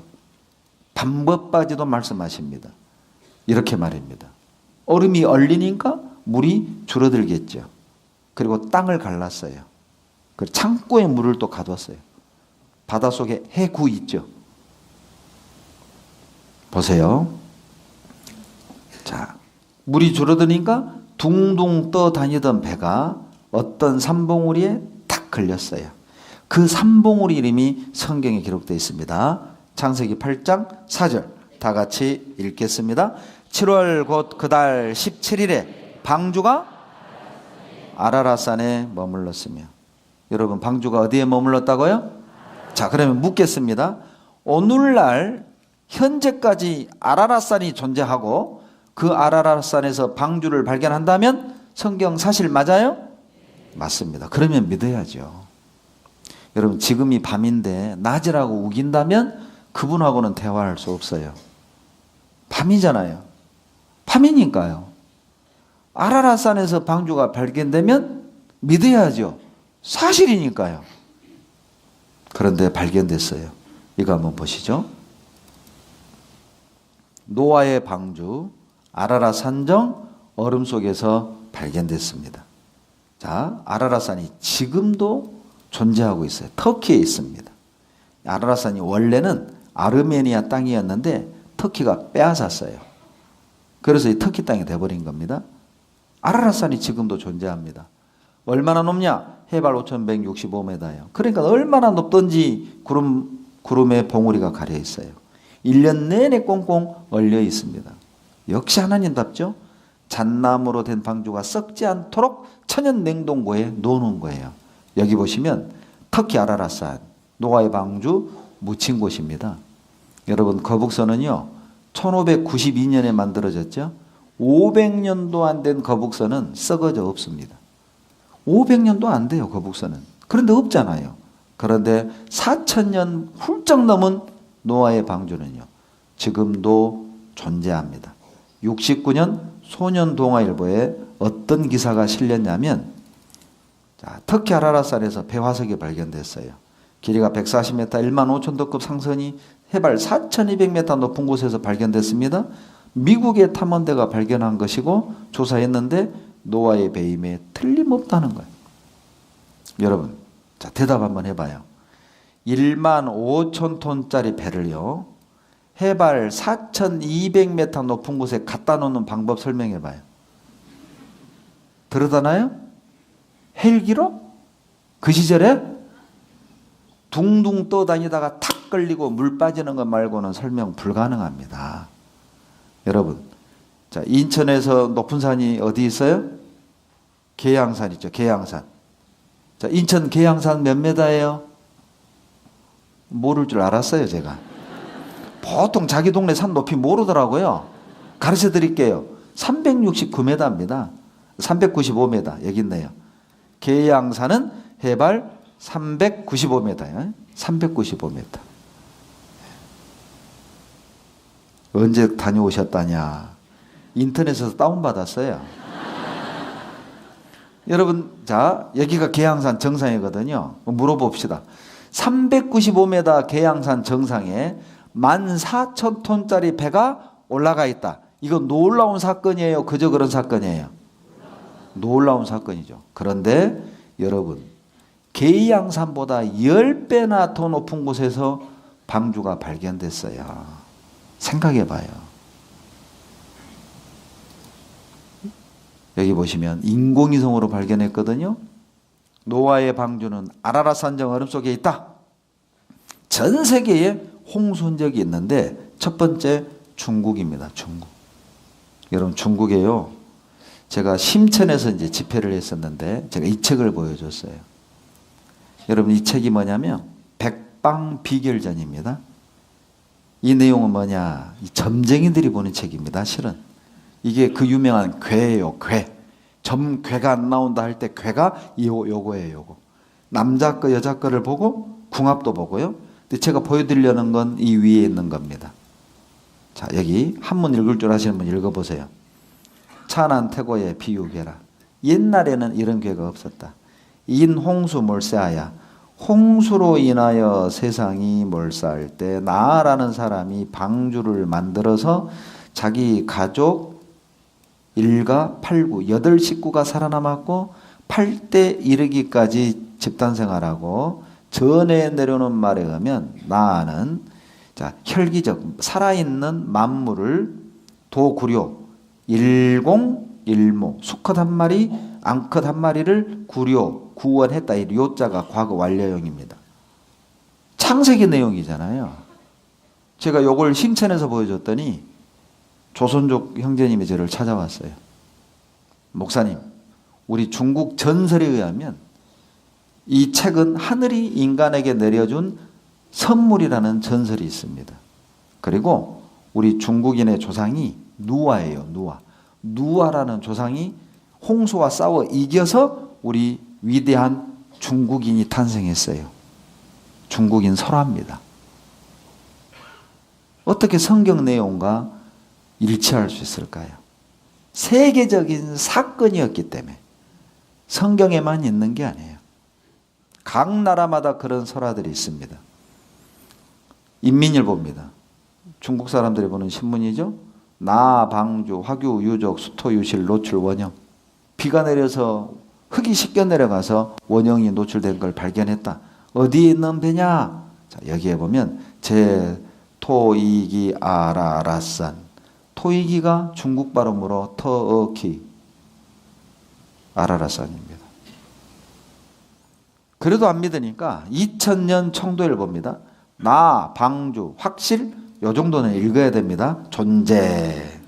요것만 읽으셔도 돼요. 존재합니다.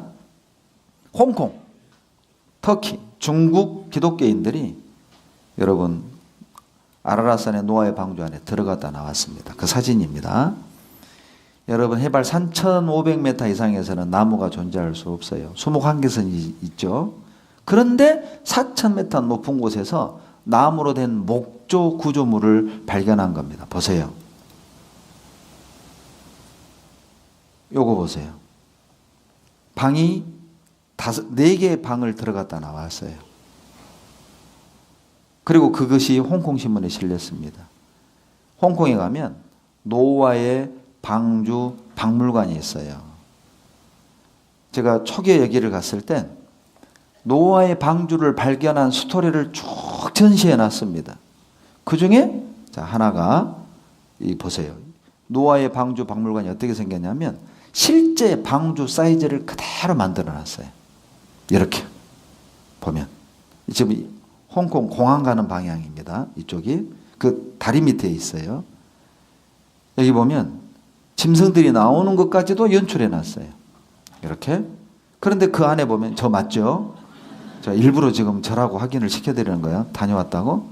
2009년 10월 신문을 게시를 했는데 The Lost Noah's Ark, 잃어버린 노아의 방주를 could be found, 찾을 수 있었다. 발견할 수 있었다. 기사가 실린 거예요. 그리고 미국에도 홍수 흔적이 있죠. 그 바로 그랜드 캐년입니다. 노아의 대홍수 흔적 그랜드 캐년입니다. 제가 여기를 2006년 10월에 다녀왔어요. 미주 지역에서 5개월 선교할 때 라스베가스에서 전도인 수련회가 있었습니다. 한 서쪽으로 5에서 시간을 달려가면 그랜드 캐년이 나와요. 저희들은 노스림 쪽으로 갔어요. 해발 2516m입니다. 이게 별로 높게 안 느껴지시죠? 한라산이 1950m입니다. 한라산보다 600m나 더 높아요. 그랜드 캐년이. 보세요. 노스림 쪽입니다. 여기 보면 여기 그랜드 캐년이죠. 이게 해발 2500m 높은 산이거든요. 그런데 산봉우리가 다 일자예요. 보세요. 그리고 전도인 중에 한 분이 농담 삼아 그랜드 캐년이 홍수 흔적이라고 배우지 않았습니까? 찾아봅시다. 그럽시다. 그리고 제가 나오는 그냥 그 길목에 이렇게 보는데 제가 직접 찍은 겁니다. 조개화석입니다. 소라입니다. 한두 개가 아니에요. 꼬막입니다. 한두 개가 아니에요. 솔직히 제가 목사만 아니었으면 이거 깨갖고 가져왔어요. 너무 보여주고 싶어서 사진으로 어쩔 수 없이 사진으로 그냥 찍어 왔습니다. 보세요. 한두 개가 아니에요. 그래서 지질학자들은 그랜드 캐년이 바닷속이었다는 걸 다 인정해요. 언제냐는 거예요, 그게.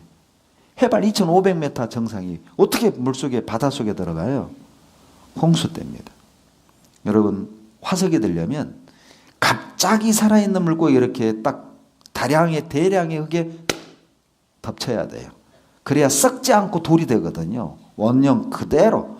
그러니까 갑작스럽게 화석이 됐다는 증거로 보세요.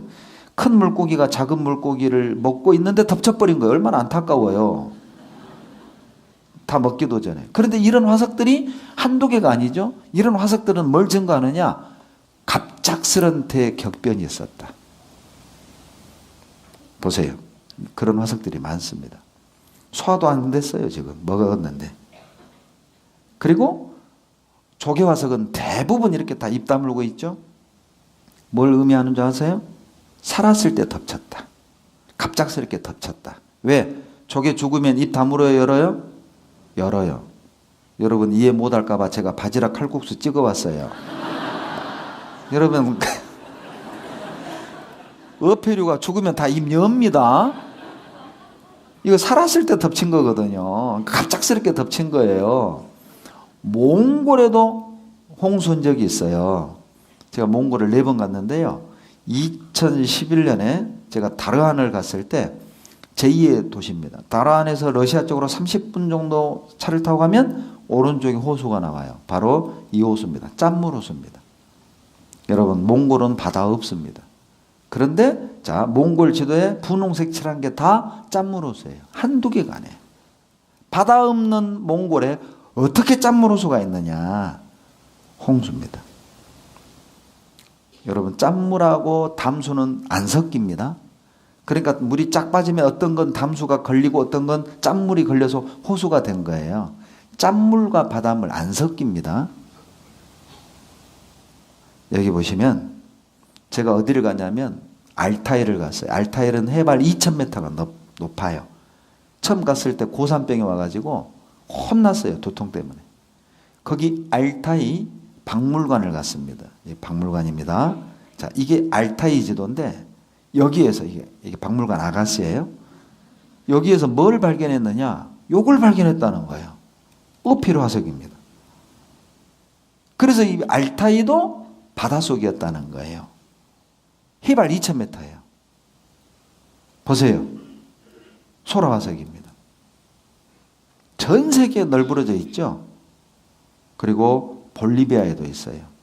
여러분 볼리비아는 해발 3,400m 높은 곳에 사막이 있는데 모래사막이 아니라 무슨 사막이요? 소금사막. 이건 눈이 아니라 소금입니다.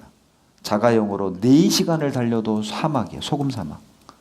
어떻게 해발 3,400m 높은 곳에 소금을 뿌려놨어요? 누가? 이건 바닷속에 들어가 있던 것 말고는 설명 불가능합니다. 러시아에는요, 더 놀라운 게 있어요. 소금 광산이 있습니다. 광산이라면 땅속에 있다는 거죠? 땅속이 소금이에요. 땅 파는데 소금 나와요. 소금을 파서 팝니다.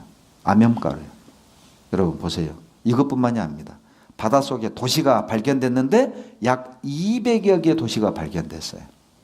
바닷속 도시 보세요. 바닷속입니다. 태평양 속에서 이렇게 도시들이 발견된 겁니다. 도시들입니다. 도시들. 이런 흉상도 발견되고. 노아의 홍수는 사실이죠. MBC에 방영된 내용을 직접 한번 들어보시겠습니다.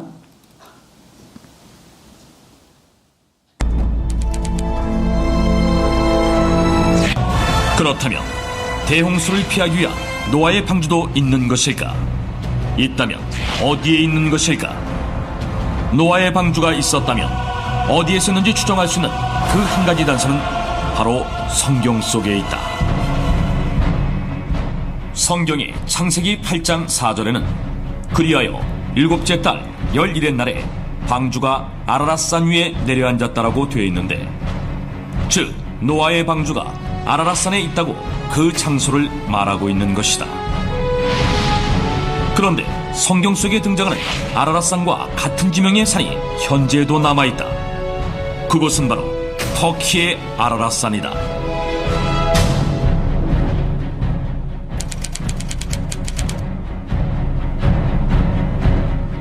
터키의 아라랏산은 그 지방말로 쿠이누라고 불리기도 했는데, 이는 노아의 산이라는 뜻이며 오랫동안 신성시 되어온 곳인데다가 현재 이곳 동네 이름들은 지난 수천 년간 노아와 노아의 자손들의 이름을 사용하고 있다고 한다.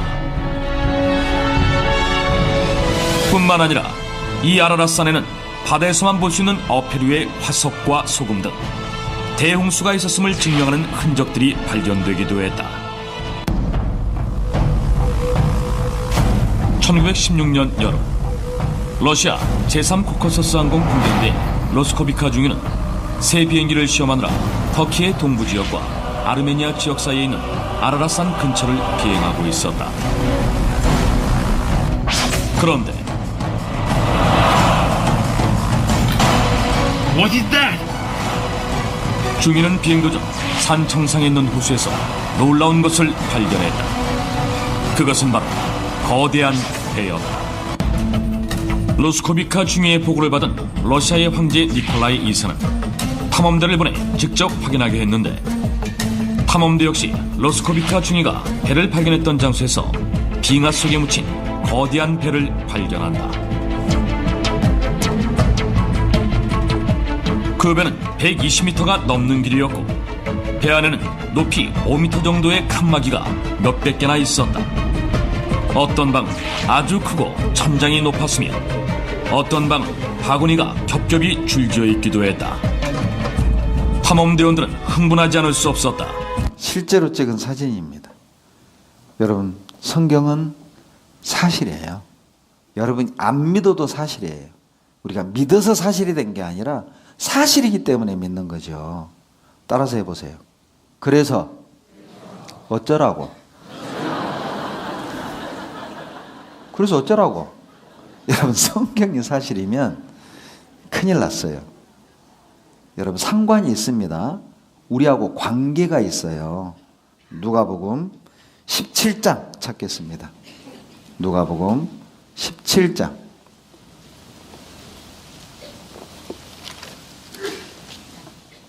(26절로) (30절입니다) 자, 같이 읽겠습니다. 노아의 때에 된 것과 같이 인자의 때에도 그러하리라. 노아가 방주에 들어가던 날까지 사람들이 먹고 마시고 장가들고 시집가더니 홍수가 나서 저희를 다 멸하였으며, 또 롯의 때와 같으리니 사람들이 먹고 마시고 사고 팔고 심고 집을 짓더니 롯이 소돔에서 나가던 날에 하늘로서 불과 유황이 비오듯하여 저희를 멸하였느니라. 인자에 나타나는 날에도 이러하리라. 여러분, 이 노아의 사건이 사실이라면 이건 우리하고 관계가 돼 있어요. 보세요. 노아의 때 된 것처럼 인자의 때, 예수님이 다시 오실 때도 똑같을 거라는 겁니다. 노아가 방주에 들어가던 날까지 사람들이 뭐 했느냐? 먹고 마시고 장가들고 시집가고 이렇게 살았다는 거예요. 노아의 때와 마지막 때 사람들이 똑같을 거라고 그랬죠? 먹고 마시고 장가들고 시집가고 사고팔고 심고 집 짓다가 망했다. 여러분, 이게 죄여서 망했다는 뜻이 아니에요. 먹는 게 죄겠어요? 장가가는 게 죄겠습니까? 이것이 죄여서 망했다는 게 아니라 이게 전부라고 생각을 했다는 거죠. 그냥 먹는 것이 전부, 장가가는 게 전부, 집 짓고 사는 게 전부라고 생각을 한 거예요. 자기 영혼과 진리에 대해서는 관심이 없었습니다. 그냥 잘 먹고 잘 살다가 죽으면 끝. 그래서 망한 거예요. 그런데 무서운 말씀이죠. 마지막 때도 똑같을 거다. 여러분, 우리 시대 아닙니까? 요즘 텔레비 TV 프로그램 보세요. 순 먹방. 이제는 국내 먹방도 안 나와요. 해외 먹방을 하죠. 그러죠. 그리고 가상 그런 어떤 그 연애 프로그램. 그러죠. 우리 결혼했어요. 이런 거. 나는 처음에 그거 보고요. 엄청 헷갈렸어요. 진짜 부부인 줄 알았어요. 참 순진해요. 순진하게 생겼죠. 순 요즘 TV 프로그램 보세요. 먹고 마시고 시집가고 사고 팔고 홈쇼핑 보세요. 우리 시대 아닌가요? 영혼에 관심 없습니다. 진리에 관심 없습니다. 하나님은 보세요. 천사를 보내서 구원해 주려고 하는데 이 사람은 그저 먹고 사는 것만 관심이에요. 안 쳐다봐. 한 번만 위를 봤다면. 여러분, 세상에 이거 봐요. 어떤 마트 오픈 기념으로요. 선착순 20명에게 라면 한 박스 준다니까 새벽부터 장사진을 이루는 거예요. 그러죠. 그런데 말씀 듣자고 하면 바빠. 약속이 있어. 관심이 없죠. 여러분 수준을 알고 싶으세요? 겉으로는 신사숙녀처럼 꾸미고 말도 예의를 갖춰서 하지요. 그러나 그게 여러분의 진정한 수준은 아닙니다. 자기 자신의 수준을 알기 원한다면 관심사를 보세요. 그게 그 사람 수준이에요. 그게 내 수준이라고. 이 사람 한번 봐봐요. 이 사람 수준이 이거예요. 이 사람 수준이. 세상에 자동차에다 핸드폰 번호를요 화투로 써놨어요. 여러분 이 사람 핸드폰 번호 몇 번이에요?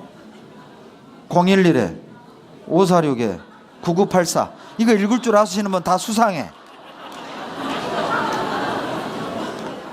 여러분 이 차 주인 머릿속에 뭐가 가득 들었어요? 자, 여러분의 마음에는 뭐가 가득 들었어요? 술, 일, 돈, 쾌락, 재미. 그게 우리 수준이에요. 여러분 오락이라는 영어 단어가 어뮤즈먼입니다. 합성어죠. 어는 없다는 뜻이고 뮤즈는 생각. MENT는 명사형 어미예요. 오락이 뭐예요? 생각이 없어요. 진리에 대해서 생각 안 합니다. 영원한 것에 대해서 생각하지 않습니다. 그저 즐기는 거죠.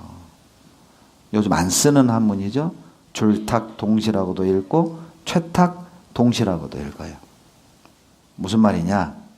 자, 어미닭이 쪼는 것과 새끼가 쪼는 것이 일치할 때 톡 깨져서 다른 세상을 보게 된다. 줄탁동시. 이 병아리는요, 아마 달걀 속이 천국이고 전부라고 생각할 수도 있겠죠. 여기만큼 좋은 데 없어. 그러나 껍질이 깨지고 나온다면, 야, 엄청난 세상이 따로 있었구나. 달걀 속에 있는 이 병아리처럼 자기 세계에 갇혀서 죽으면 끝, 먹고 마시는 게 전부 달걀 속 병아리인 거예요. 하나님은요, 하나님은 모든 사람이 구원받기 원해요. 그런데 내가 원하지 않으면 못 벗어나는 겁니다. 자기 세계에서 못 벗어나는 거예요. 그런데 여러분이 영혼에 관심을 갖고 진리를 찾는다면 분명한 건 여러분 놀라운 세상을 발견하게 될 거예요. 마태복음 7장 13절 14절 다 같이 읽습니다. 좁은 문으로 들어가라. 멸망으로 인도하는 문은 크고 그 길이 넓어 그리로 들어가는 자가 많고 생명으로 인도하는 문은 좁고 협착하여 길이 협착하여 찾는 이가 적음이니라. 여러분 모든 사람 앞에는 두 가지 문이 있습니다. 두 가지 문. 자, 넓은 문이 있고요. 그리고 여러분 좁은 문이 있어요. 자, 이 넓은 문은 멸망으로 들어가는, 심판으로 들어가는 문입니다. 그리고 이 문은요, 생명으로 들어가는 문이에요. 그런데 안타까운 것은 멸망으로 들어가는 사람이 많다는 겁니다. 이 멸망으로 들어가는 사람들이 너무 많아요. 그리고요, 생명으로 들어가는 사람들은 적어요. 그리고 이제 내가 그 가운데 서 있습니다. 여러분, 나는 어디로 가고 있습니까? 세상엔 수많은 길이 나의 앞에 있지만 나는 예수를 따라 가기로 했소. 사랑하는 친구여, 헛된 길을 버리고 생명과 구원의 길로 돌아오게 어서. 주님의 부르짖음입니다. 여러분, 돌아오세요. 어디로 가고 계십니까? 그걸 미루셔는 안 됩니다. 예, 목사님, 제가 다음 주에, 다음 달에, 내년에 들을게요. 아니요. 주님은 이렇게 말씀하십니다. 고린도서 6장 2절 같이 읽겠습니다. 가라사대 내가 은혜 베풀 때에 너를 듣고 구원의 날에 너를 도왔다 하셨으니 보라, 지금은 은혜 받을 만한 때요. 보라, 지금은 구원의 날이로다. 지금이에요. 여러분, 지금이 우리에게 주신 구원의 날입니다. 자, 영상을 하나 보여드릴 텐데, 사진은 한 여인이 태어나서 청년기를 거쳐 결혼을 하고 그리고 늙어 죽어가는 과정을 사진으로 제가 표현을 했고요. 배경에 흐르는 음악은 참 제가 평소에 좋아하는 노래입니다. 잘 보고 들어보셔요. 교훈이 될 겁니다. 우리 인생입니다.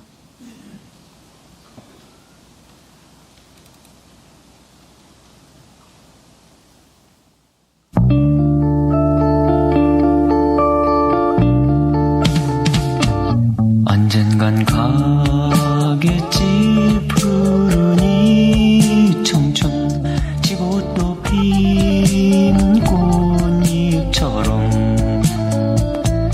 달 밝은 밤이면 창가에 흐르는 내 젊은 영가가 부슬퍼 우리도 이런 청춘의 때가 있었죠? 잡으려 긴 손짓에 슬퍼지면 차라리 보내야지 돌아서야지 그렇게 세월은 가는 거야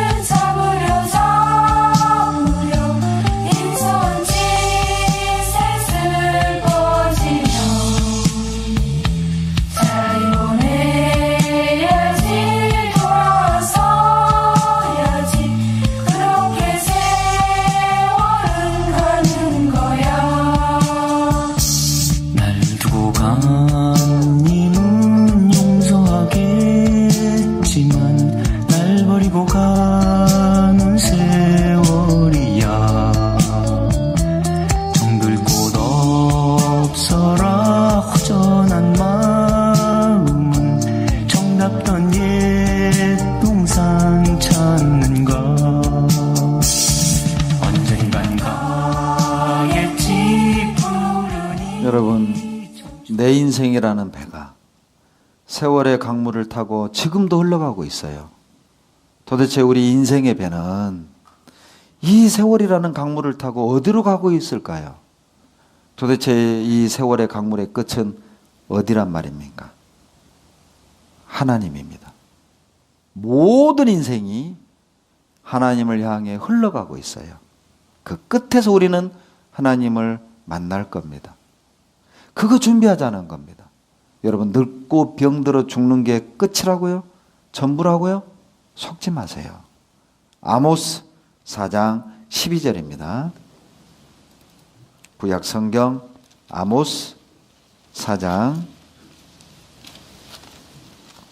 12절. 구약 1278페이지 12절 같이 읽습니다. 그러므로 이스라엘아, 내가 이와 같이 내게 행하리라. 내가 이것을 내게 행하리니 이스라엘아, 내 하나님 만나기를 예비하라. 여기에 자기 이름을 넣어도 되겠죠? 배현기야, 내 하나님 만나기를 예비하라. 준비하라는 겁니다. 여러분, 하나님을 만나는 건 확률이 아니에요. 100% 사건입니다. 겨울이 오면 월동 준비하잖아요. 결혼 날짜 잡아놓고 결혼 준비하잖아요. 수능이 다가오면 수능 준비하잖아요. 중요한 일일수록 준비하잖아요. 왜 보험을 듭니까? 왜 자동차 보험을 듭니까? 사고 나면 큰일 나니까 대비하는 거잖아요. 왜 생명보험을 듭니까? 왜 암보험을 듭니까? 대비하는 거잖아요. 여러분, 하나님 만날 준비는 하셨나요? 어떤 이발사가 전도를 하고 싶은데 용기가 안 나는 겁니다. 손님을 이발하고 보내고 이발하고 보내고 이제 가게 문 닫을 시간이 됐어요.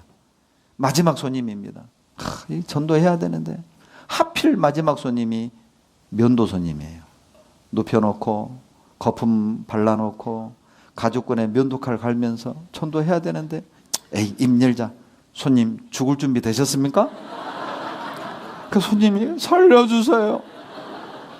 여러분, 죽을 준비 됐냐는 건 하나님 만날 준비 됐냐 이 말이에요.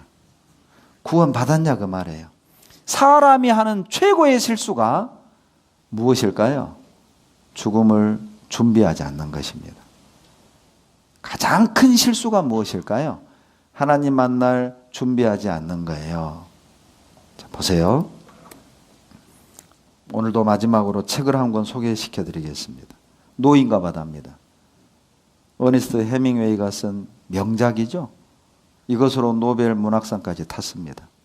내용은 아주 간단합니다. 어떤 한 노인이 오랫동안 고기를 못 잡았습니다. 그리고 어느 날 내가 고기를 잡기 전에 돌아오지 않으리. 그런데 낚싯바늘에 청새치가 걸렸어요. 엄청나게 큰, 자기 배보다 더 큰 청새치가 걸린 거예요. 사투를 벌이는 겁니다. 그 청새치와. 그리고 기어코 며칠간의 싸움 끝에 잡았습니다. 그런데 피 냄새를 맡은 상어떼가 달라들어요. 그 청새치를 물어뜯는 겁니다.